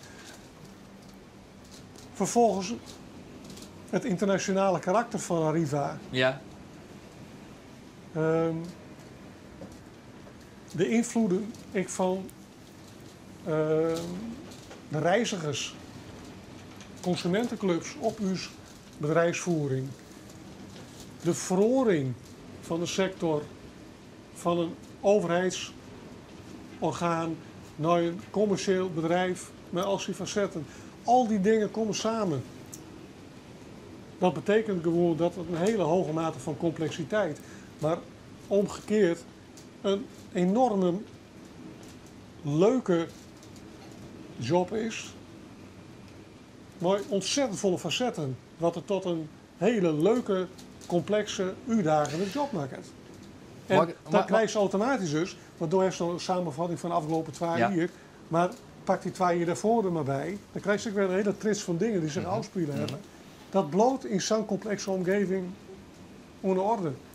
Dat verhoort niet. Nee, maar dat bloot ook een bedrijf.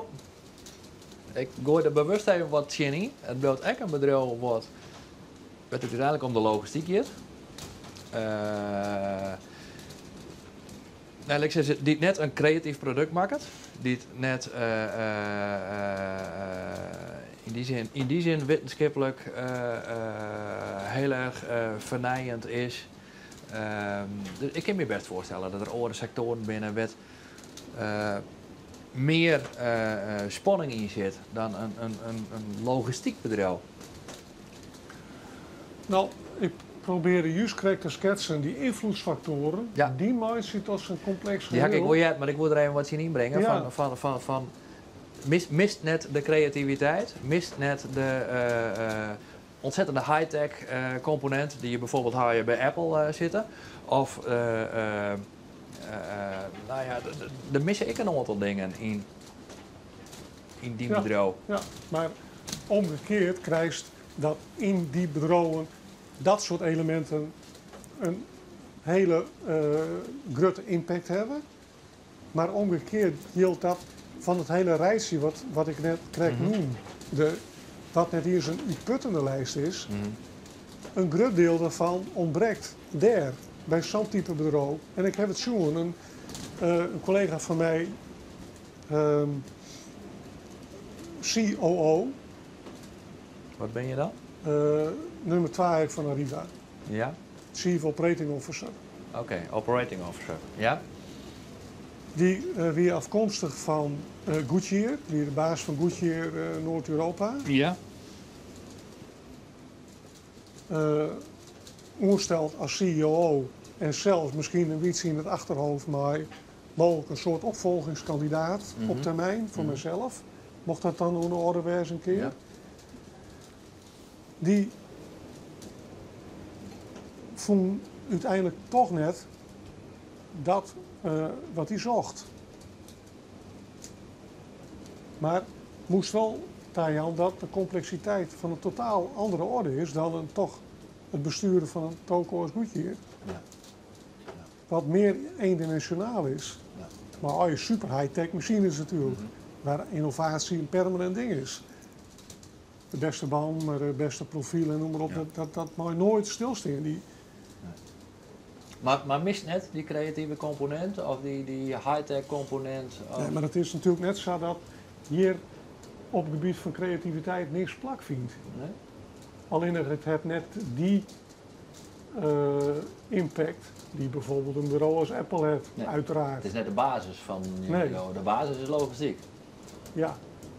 Maar alle horen invloedssferen die spelen daar wel op, hakken daarop in, letterlijk. Ja.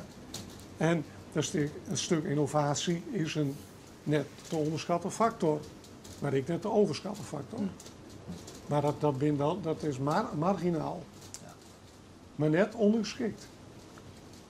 Volgens mij heb ik mijn vraag nog niet zo aanmaken, want ik wil eigenlijk vrij van die dingen die ik niet eens neemde. Welke gaat nou de meeste indruk maken? Het zij positief, het zij negatief. Wat is nou het meest memorabele van die dingen West? Is dat Jereveen West? Is dat de concessie Friesland West? Is dat de Vier-enquête West? Is dat Dalfsen West? Is dat het moment dat ze die vrij hier om in die international board zitten te gaan? Wat is, als het niet, welke had de meeste indruk op je maken? Of wat had het meeste met die dingen?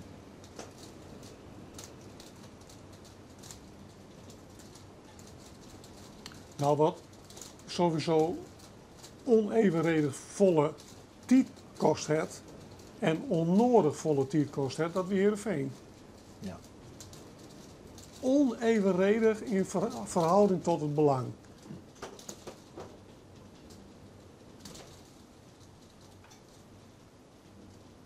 De meeste impact heeft het ongeluk op me gehad. Dat vond ik het meest ingrijpend. Het meest... Wat het meest van me vregen had als het gaat om voorbereiding, dat weer de parlementaire enquête. Rijkt me tot op het bod voorbereiden, ongewoon gedetailleerd voorbereid in verband met het potentiële afbreukrisico. Wat ik de moeilijkste vraag vond, is: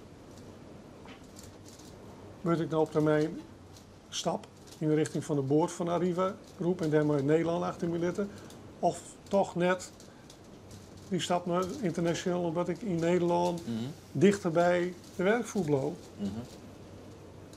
Kortom, Ja. Welke strepen we weg en welke blijft over? dat is de grootheden zijn zo onvergelijkbaar dat het onmogelijk is om daar een keuze in te maken, maar dat jou automatisch ik weer hoe het maatloos interessante spectrum waar ik het recht krijg om mijn diensten uit te voeren en ten dienste te staan van iedereen. Want zo zorg ik het echt wel. Ik vind het een eer om Arriva te mogen leiden. Ik voel het een eer om Heerenveen ten dienste te mogen wezen. Alle dingen die op mijn pad komen vind ik vooral primair een eer. En net een eer omdat het mijn ego streelt, maar omdat men het vertrouwt om dat te laten doen. En dan wil ik dat ook naar beste kunnen, wil ik dat uitvoeren. Ja. Elke keer weer, alles wat er op mijn pad komt. Ja. Maar wel op mijn eigen manier, uiteindelijk weer. Moet je een tafel dekken. En dan leest hij dat hiernamaals, hè? Ja, Als er nou als ze daar aan die poorten stist en ze zeggen, Jenny, dan moest één verdienste nemen op basis waarvan dat we daar je taal litten. Welke wordt het? dat ik niemand bedonderd heb. Dat is de grootste verdienste? Nou ja, een verdienste vind ik een beetje een raar woord, maar dat is wel iets waar ik trots op ben. Maar bedonderen is het waar, hè? Je kan zelf naar eer en geweten dat soms zeggen van ik had daar net bedonderen en een oor kan het toch zo ervaren. Komen er op het moment dat je dit zegt, ik had niemand bedonderen. Misschien later ik oren mensen gewoon in de poort kloppen en dit zeggen van ja maar dat denk ik anders over? Of ben je daar niet bang voor? Nou, ik denk oprecht dat dat net het geval is geweest. Nee hè? Omdat ik altijd probeer het allemaal open vizier te strijden. Ja. Maar ik kan natuurlijk net uitsluiten dat bepaalde mensen een bepaalde actie als zodanig dan ervaren. Maar dat zoekt dan wel... Ja, ik zou dat persoonlijk dan net terecht vinden. Nee. Het is een groot goed om dat ze te kennen. Ik ga je niet in bedonderen. Toch? Want dat is iets... Dat is een deugd. Nou ja, door vregens waar kiest die zelf dan van, als Petrus had vregeld, dat is Ja. dan 7. Nou ja, dit ken ik in ieder geval dan in min of niet 7. En ik hoop dat iedereen het helemaal hier is. En dat Petrus nou zou het dan mooist één ding voortstrepen. Wat we die eigenlijk net vertalen te kennen, maar vooruit, dan moest die joker inzetten. Dan nemen we die net kwijt aan.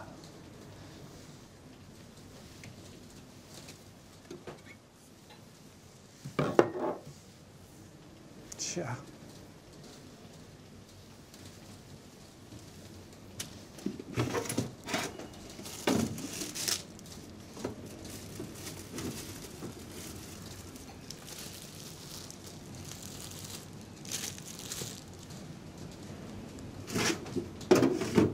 De tijd is bijna Nou, die op. ik wat meer thuis moeten wezen. Ja, hè?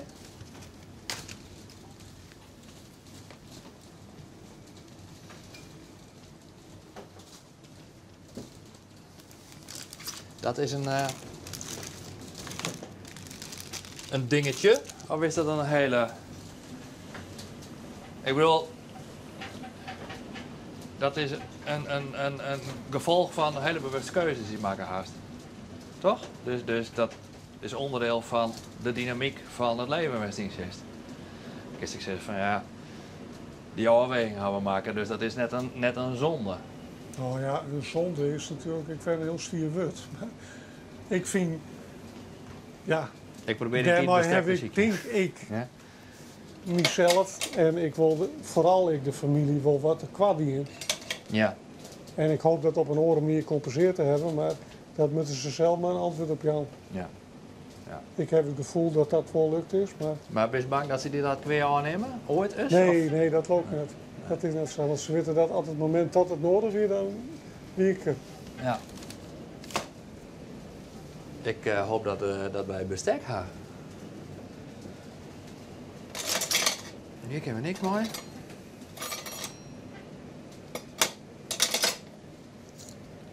Dit is een riappelskilmeske.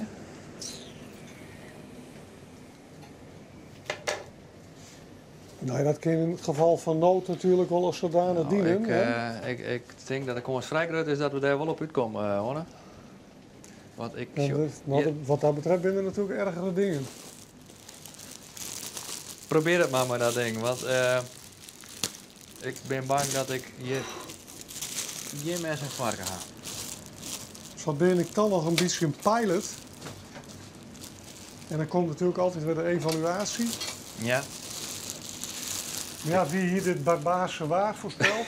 Ja, Weer- je kent het ook nog maar proberen. Ik heb van Piet Paulus, maar in ieder geval die waarschuwing weet je het. Nee. Wat was er bij drinken? Wat heb je in de aanbieding? De Suderans. Molka heb ik eventueel ook nog. Maar jij hebben een jus? Ja.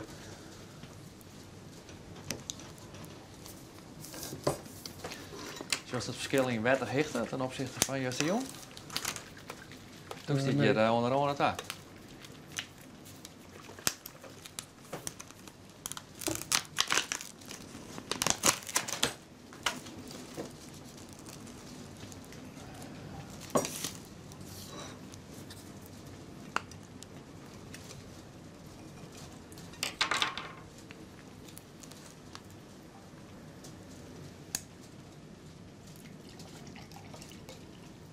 Alsjeblieft.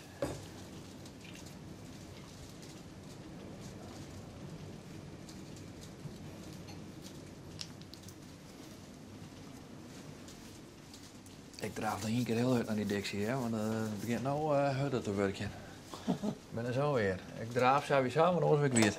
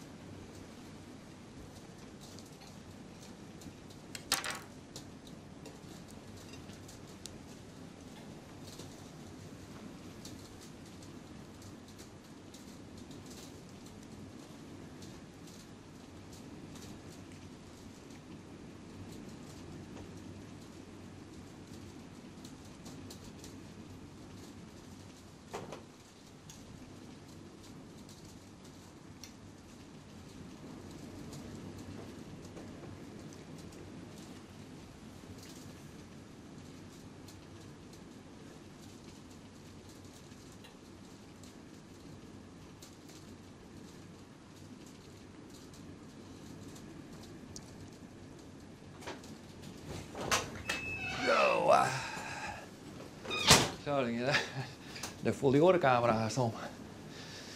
Ja. Als ik zin in thee? Nee? Drink ze maar eens nog een kopje thee bij die. Koffie altijd. Nou Ja. of straks? Of niet? Het is wat een ongebruikelijke volgorde. Ja. Ik heb Maar Maar een zijn- relatie, hè? Kijk eens aan. Hey. Ah, ja. een wat ongebruikelijk opstartritueel. Ja. Omdat de ochtend voor mij toch net mijn grootste vriend is. Nee. Nee, dat wil ik wel met jou ook eens lief. Nee, 5 hè? 5. Gemiddeld, zeg ik. Ja. Dus we binnen het nogal, trouwde week nogal een keertje fjouwer, dat klopt. Maar het begint met een ijskoude douche. Ja? Echt koud? Ja. Het allerkoudst wat de Vitens in de oerbieding heeft. Dat zou de morgenskof, dat zou dan mijn vriend ook net werden. Nee, maar dit is voor mij een feest. Ja? Ik kies me het zagrijnige krijgen, maar eens op het moment dat ik in een hotel kom, best ik geen koud wetter hebben. Weet je? Ja. Wat is dat? Ja, ik kan me voorstellen dat er wel eens in is iets uit dat zo gezond is. Maar het is dan net leuk. Het is heerlijk. Waarom? Omdat ik van wekker word. Ja. En dan doe ik een x-aantal minuten. Ja. En vervolgens heb ik een overzichtelijk ontbijt. Met een croissant en een bruine boterham met kaas. Ja. En fjouwer espresso. Fjouwer. Soms saus, meestal fjouwer. Dat is niet gezond, meneer. Nee, maar vervolgens- Zegt de dokter dan. Vervolgens drink ik de hele dag eigenlijk geen koffie meer. Maar hoe heb je die fjouwer espresso's achter elkaar voort? Nou, in een kwartier. Echt weer? Ja, echt. Ik ga hier ook espresso. Ja, maar dat is wel de bedoeling om wekker te worden. En ik Ja, heb dan eigenlijk moet de je dan aan het ijdele slepen. hoop om zo meteen Nog even te sliepen. nog een peerhoer gezeten Ja, te ja, pitten oké. voor we naar de boord staan. Maar dat had toch... Ik hou ook van espresso, maar ik hou ook van de smaak en van... ik bedoel, dit komt haast oer als... Ik had dat shot nodig, maar dat had net zoveel mooi genieten te maken, nou wel. Nee, dat is wel een terechte observatie, ja. De snelheid waarmee het geheel naar binnen werkt wordt, het heeft weinig mooi genieten te maken. Ja. Maar dat klopt. Maar mis je dan net die koude douche? Dat kan ik me al moeilijk van voorstellen dat dat echt genieten is. Dan voor jou wat van die espresso's erin rammen. En... Ja, dat is ook ik opgejaagd door zo'n dag heen en weer, denk ik. Maar dat is toch net lekker. Dat is toch net lekker? Heerlijk. Ja? Ben ik in ieder geval wekker. Serieus. Aha. Want dat kost me moeite, maar. Mhm. En vervolgens, ja, dan moest je net een volle koffie hoe nog terug drinken, want dat lijkt me inderdaad niet gezond.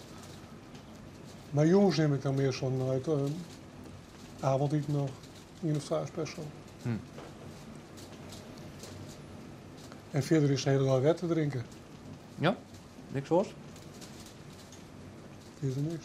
Soms een bakje thee, maar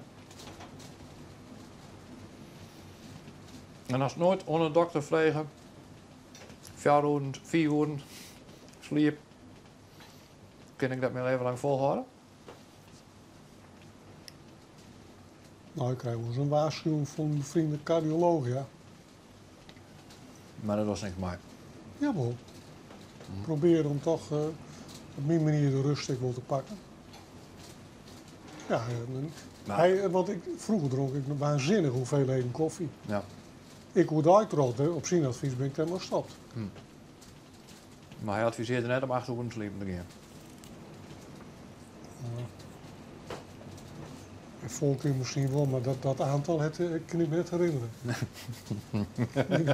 Volgens mij is dat een beetje een kwestie van selectief onthouden. Nee. Nee. Ja. Hij zei altijd wel wijze wens in mij. Hè? Frank, hij is nou de voorzitter van Sneek Wit-Zwart. Dus Ja. je hebt me opvolgen, want hij had hier tussenin zitten. Mhm. Maar Frank heeft wel goede tips.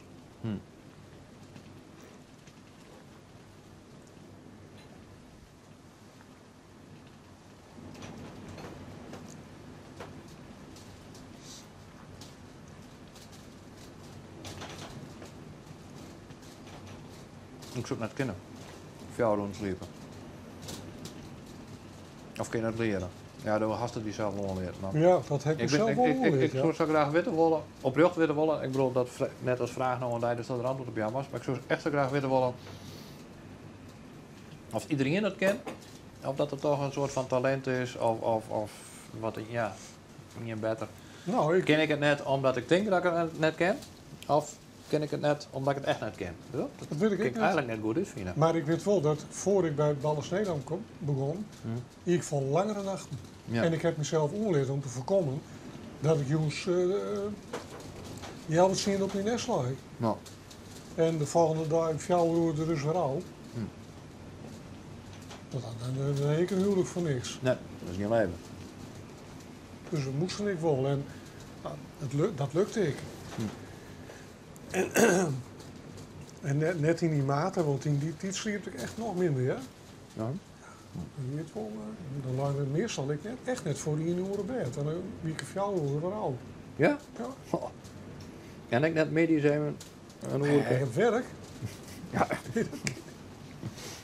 En ik net in de auto zit te knikkenballing. Dat gebeurt ik net. Dat is me de best wezen, ik Nee, niet maar zelf. dat lijkt mij zo logisch dat dat gebeurt. Maar toen was ik echt wel volle jongen, dat zou ik nou net meer kennen, ja. De benadering net. Nee.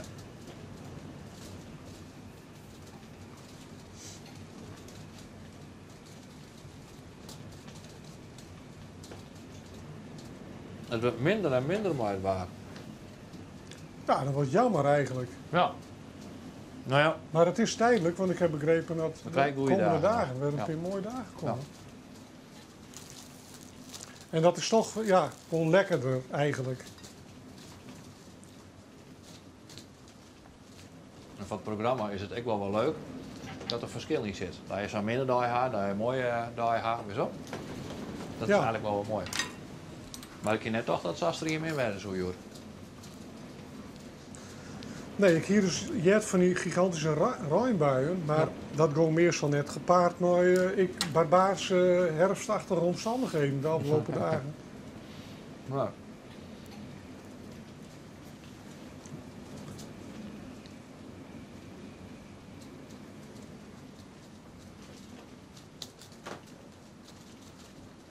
Hoe laat is het, Onne? Ja. Hoe laat is het? 20 voor 6. Hebben we nog dingen op ons lijstje staan? We hebben nou een hamata, houden nog 20 minuten. Of vast ik wel door. Nee.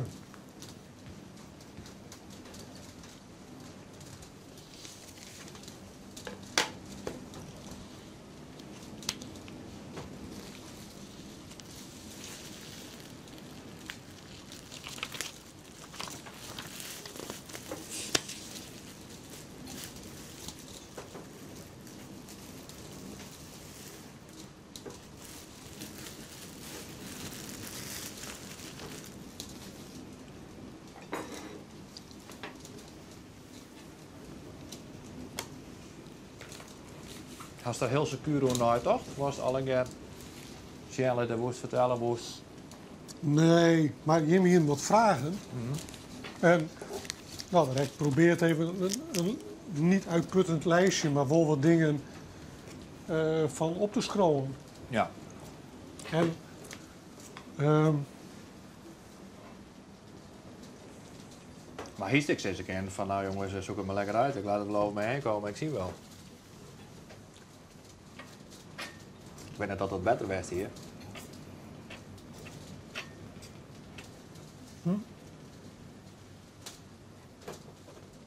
dat is hier. Maar zo.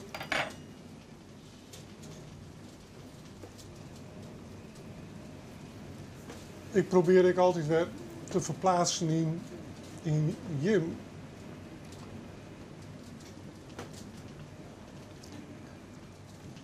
Arriva heeft de media nodig. De media heb ik Arriva nodig.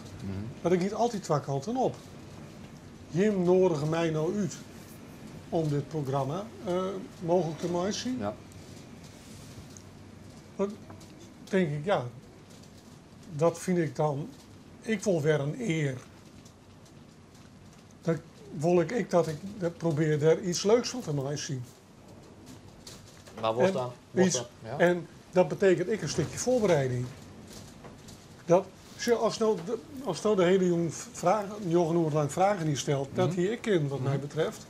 Maar ik ken natuurlijk zelf een aantal dingen waarvan ik denk wat ik voor de kijker hopelijk een beetje boeiend is om naar te luisteren. Daar wat input voor Jan. Hè. Dan is het twee richting verkeer. En ik hoop dat dat een beetje lukt is. Dat met uiteindelijk de kijkers, de surgers maar beoordelen. Ja. Want die had altijd gelijk. Maar was het iets leverie of was het... Ik probeerde er wat controle over te houden, maar dat kiest natuurlijk ook, want terug zelf maar dingen te komen. Dan hoort natuurlijk ik sturen op wat er gebeurt. En wij hebben door hard schillen. Nee, We doen heel veel dingen net gewoon. Mede omdat het zo lekker is, dat we zo volle onderwerpen eigenlijk al van... dan draai ik het even om. Dan hoop ik dat zo net iets heeft van dit hier ik willen bespreken. Nee. En het is me net lukt omdat er zijn soort oren dingen over de tafel vliegen die ik achteraf irrelevant vond. Nee, dat is ik net. Nee, nou, dan het het zien nut houden. Ja. Ja. Ja. Want ik probeer wat dingen. Ze alleen nog met jongen over OV praten, nou ja, dat zou me waarschijnlijk wel lukken, maar op een bepaald moment. Nee, hoor maar mij net. Ja, nou, mij vrees ik net, maar dan heb ik in ieder geval op een bepaald moment werk van mezelf. Ja. Omdat ik weet dat er in de wereld nog zoveel orenboeiende dingen te kijken binnen. Ja. Waar ik voor een belangrijk deel dankzij Arriva mooi in aanraking kom. Ja. En ja, dan is dat in het licht van zo'n programma mooi zo'n enorm lange doorlooptijd. Ik wil boeiend om hopelijk om daar wat extra dingen in onder te brengen. Ja. En ik heb geprobeerd om dat palet zo breed mogelijk te maken. Ja. Deels op basis van het lijstje wat je in mijn levert hier Ja. natuurlijk. Nou. Hartstikke dingen. Ja, ze is natuurlijk net zoals wat, maar hartstikke dingen. Oh, maar ik god, ik hoop dat het daar naartoe begint. Gelukkig is hij daar naartoe begonnen. Of gaat dat net?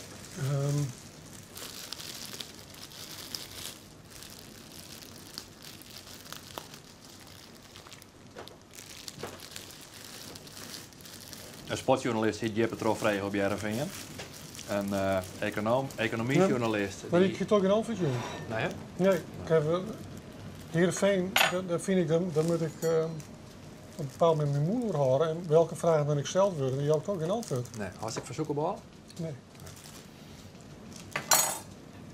En een economisch journalist die hier meer trofregen over concessies of over bedragen in de Arriva-onbesteding en et cetera. Ja. Wist ik blij dat ik, of hetzelfde verhaal is net meer over verteld was die.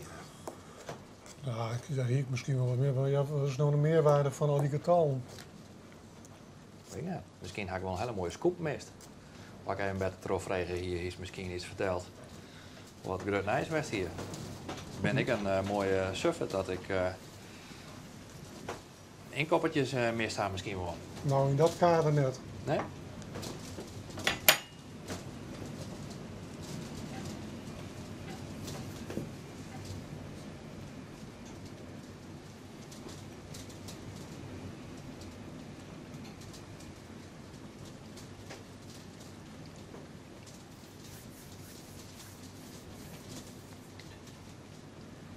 Ik vond het lengte mooi van, maar die voor mij natuurlijk ook voor het eerst. Dit, zo. Ja, ook terug zeg ik. denk- Jochenoeren is een gigantisch lange periode. Dat is een werkdag, zo'n beetje. Ja. En dat vond ik heel spannend, uiteraard. En dat ik, neem ik aan. Van redde je dat? Nou, voor mij weer vooral de vraag, net zozeer of we de titel vol krijgen. Daar zit ik net nog in. Want ik ben al lang net uitpraten over die boeken bijvoorbeeld. Nee. Die is lang gehoord. Nee. En Waar zit dan wel in? nou, of ik het fysiek zo volhouden. Ja? Ja. Vanwege de sleep? Of? Nou ja, vanwege... Op een bepaald moment krijgt iedereen natuurlijk een dipje. Als ik oudjaarsnacht, dan heb ik wel eens een keer even een dip. In godsnaam. Oh, die nacht vind ik Nou, altijd... wat je hier de redding wees hebt, is zo nu en dan even naar het toilet. Ja. Dan komt boet, dan komt ze in de frisse lucht. Hè. Ja. Want Jochen hier zitten, dat hier net lukt, vrees ik. Ja. Dan overvalt hij, dan vermoeit hij het wel. En nou, hiermee van tevoren is kort dat we meer boeten wijzen zouden. Dat vooral vanwege de waar. En de keld. Want ik kan me een beetje voorstellen van, als je nou een hele mooie simmerioen hebt, dan zit je misschien wel een hele nacht boeten. Ja. Nou? Wat op zich, letter in de weekers, kan dat dat wel misschien. kind. Ja, ik heb best wel dat we een keer gast net binnen zitten een nacht. Dat vind je op zich wel leuk geweest. Ja. Ja.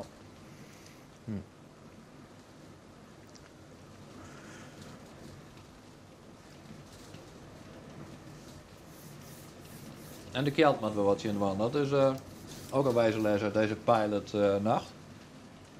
Het wie een randje wat mij betreft wat de temperatuur is. Toen hebben we een paar graden maar gewoon. Dat doe ik. Ik ben absoluut geen koukleun, maar Maar dat is wel wekker holen. Hoort u Nou. misschien? Zo net? Nee? nou, het is misschien heel warm, daar wist ik net vrolijk van natuurlijk.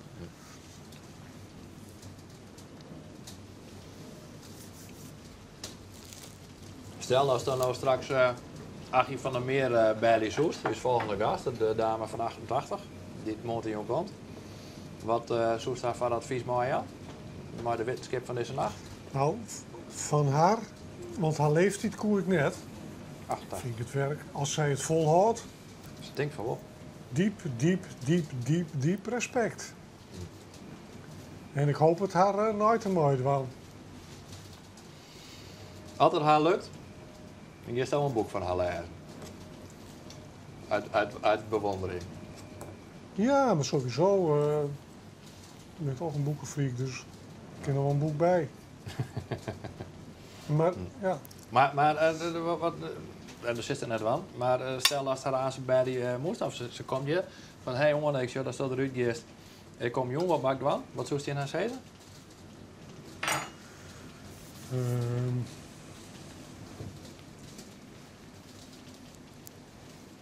nou ja.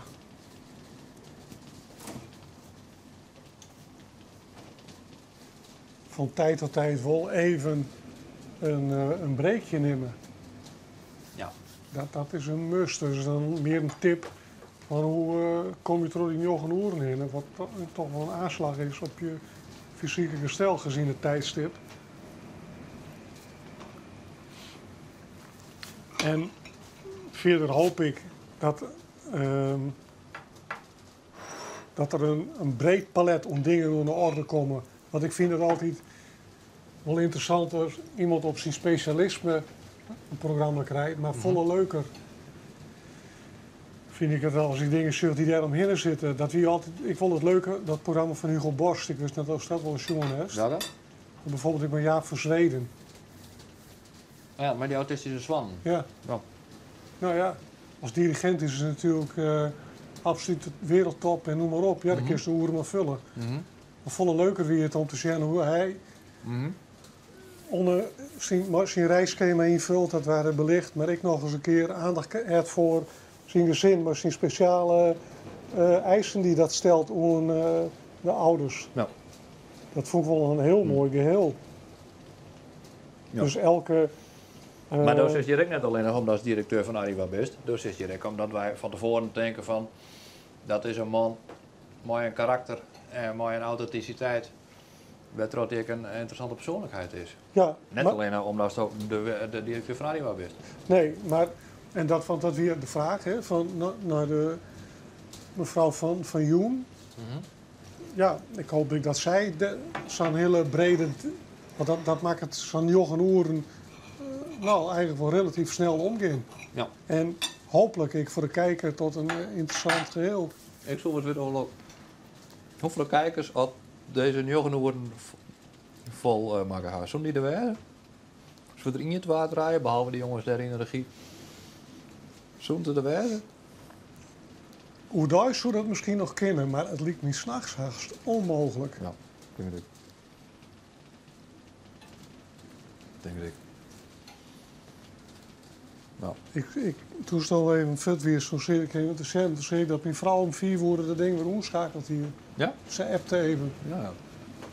En dus naar de BL ook. Ik vind dat die Papa er is al, nog redelijk fris. Ongeveer ik vind nu dat die wat- vrouw er al een soort verhoor had. Dat hij om 4 uur moet gaan ze... Ja, maar Zo. je wordt onrustig als ik onrustig ben. Dus, Ja. die zal net heel goed sliepen hebben, denk Nee, ik. Nee.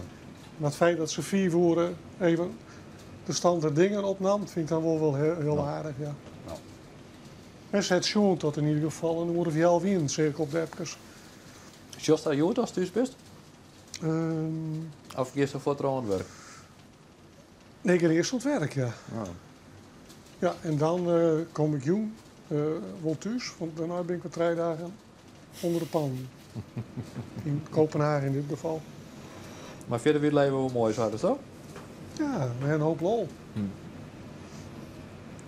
En we hebben een paar mooie dagen achter de rug. Dus, Hm. Vannacht weer dik strontlet. Wat weer het nog vannacht? Ik ben maar de dagen nog wat in de war. Het is nou man niet de mollen. Oh ja. Een beetje staan niet elkaar. Van sneur op snij weet ik strontlet. Ja. Mijn zoon weer die. Oh. En die een feestje. Op een bepaald moment uit het spoor. Dus het weer 12 uur voor we de sleep een beetje vatten. En van moe moest even naar Sjerken, hè? Als dat zo is, ja? Ik ben vanmorgen naar Sjerken Ja? geweest. Ja, afgelopen snij. Een bijna 2 uur durende mis. Echt waar? Jongen. Ja, dat hier wel een beetje erg lang. Maar ja, En wat had je van opstutsen? Wanneer het wou worden? dat weer wel opvallend, want het ging namelijk bij de katholieken een vormsel, hè? Ja. Bij de protestanten niet dat belijdenis. Ja. En dat ding dus 18 mensen vermoeden een vormsel. Mhm. En wat ik opvallend vond is de mix. Wij vroeger, ja, we het alleen nog maar 15, 16-jarigen. Mhm. En dan wie het ik oudere mensen, Mhm. zelfs met jongeren. Mhm. Met de nationaliteiten, verschillende nationaliteiten. Dat vond ik sowieso heel opvallend. En de vicaris-generaal, inmiddels al pensionado, die dient dat voor ons zo nog. Mhm. Hier wel een hele aardige Hmm. preek nog. En dan moest ik snel richting de boot, want hoe zie ik die mist? Dus zelfs op snij, uit de miswaai, toch weer. Ja, dat was Ah. rappie. Maar ja, dat kan natuurlijk omdat de mist fout wordt worden, wat nooit voorkomt. Ja. Ja. Hier in die schat op mijn moeder. En jou is de rutter in en is ik zo lullig. Dat doen we net, hè?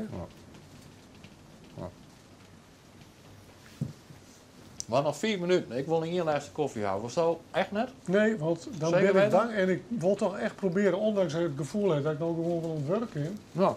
betekent dat ik mezelf compleet voor de gek heb. Dus ik hoop dat ik de sleep even vat.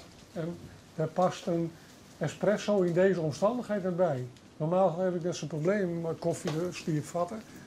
Maar er is nou waarschijnlijk van alles ontregeld. Ja. Bio, ritme technisch.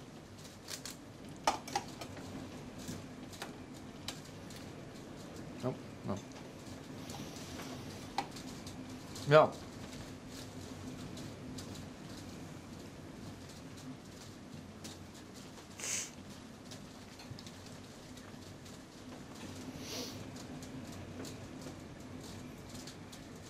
Mijn 2 kipfiletjes hier lezen. En Ries, want we zullen nog kip curry proberen te maken. Ja, dat Maar, zie ik zijn. dat gaat hem niet Maar worden. ja, nog wel, ik vond het moeilijk voorspelbaar waar ik de behoefte aan heeft. Ja. Ik ben sowieso, wat ik zei, net iemand die snackt, jongens. Nee, hè? Ik net Sieskes en zo. Ja, wel eens een plakje, een hoekje cheese of zo. Nou, net volle. Nee, Nee, hè? en helemaal met vette hap. Nee. Ja, ik denk nou, wordt het zo lange nacht, misschien heb ik wel trek weer of iets. Ik hier voor mij dan ontzettend vroeg eten al. Dat voelt mooi, want zelfs die nutrities en die chips had dat ze er nog zitten. Nee, maar daar kom ik thuis nauwelijks zo. Nee. Nee. Ik heb volle meer hier dan thuis ooit bij elkaar, volgens mij. Ja, hè? Ja. Ja?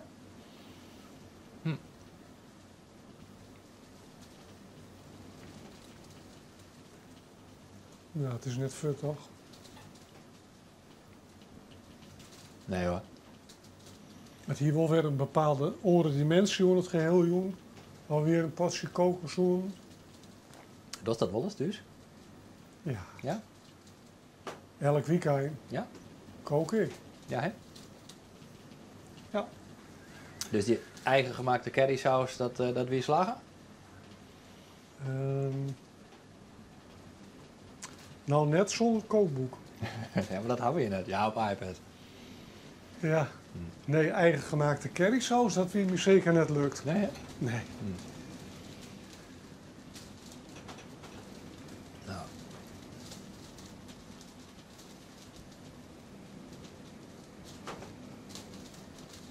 Nou, maar net de volgende channel. Dan krijg ik straks nog trek ik. Maar is dan ontbijt scoren in het hotel of net? Nee, Nee? vanaf 8 uur zijn ze. Oh ja. En dat woont ze vandaag net even oppassen? Ik heb er net een vregen, want ik denk, nou ja, ik hoop het ze niet tijd te lezen.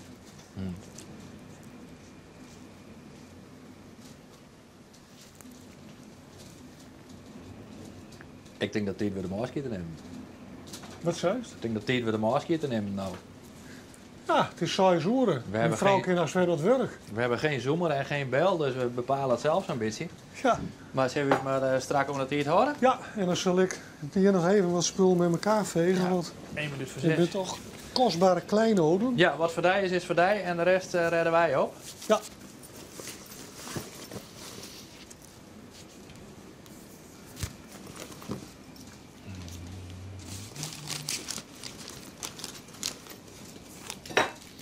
Ik vond het wel leuk.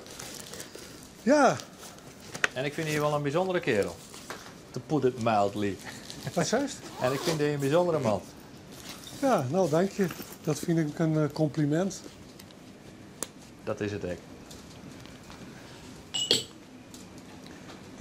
Ja, dan krijg je zo'n boekje van mij.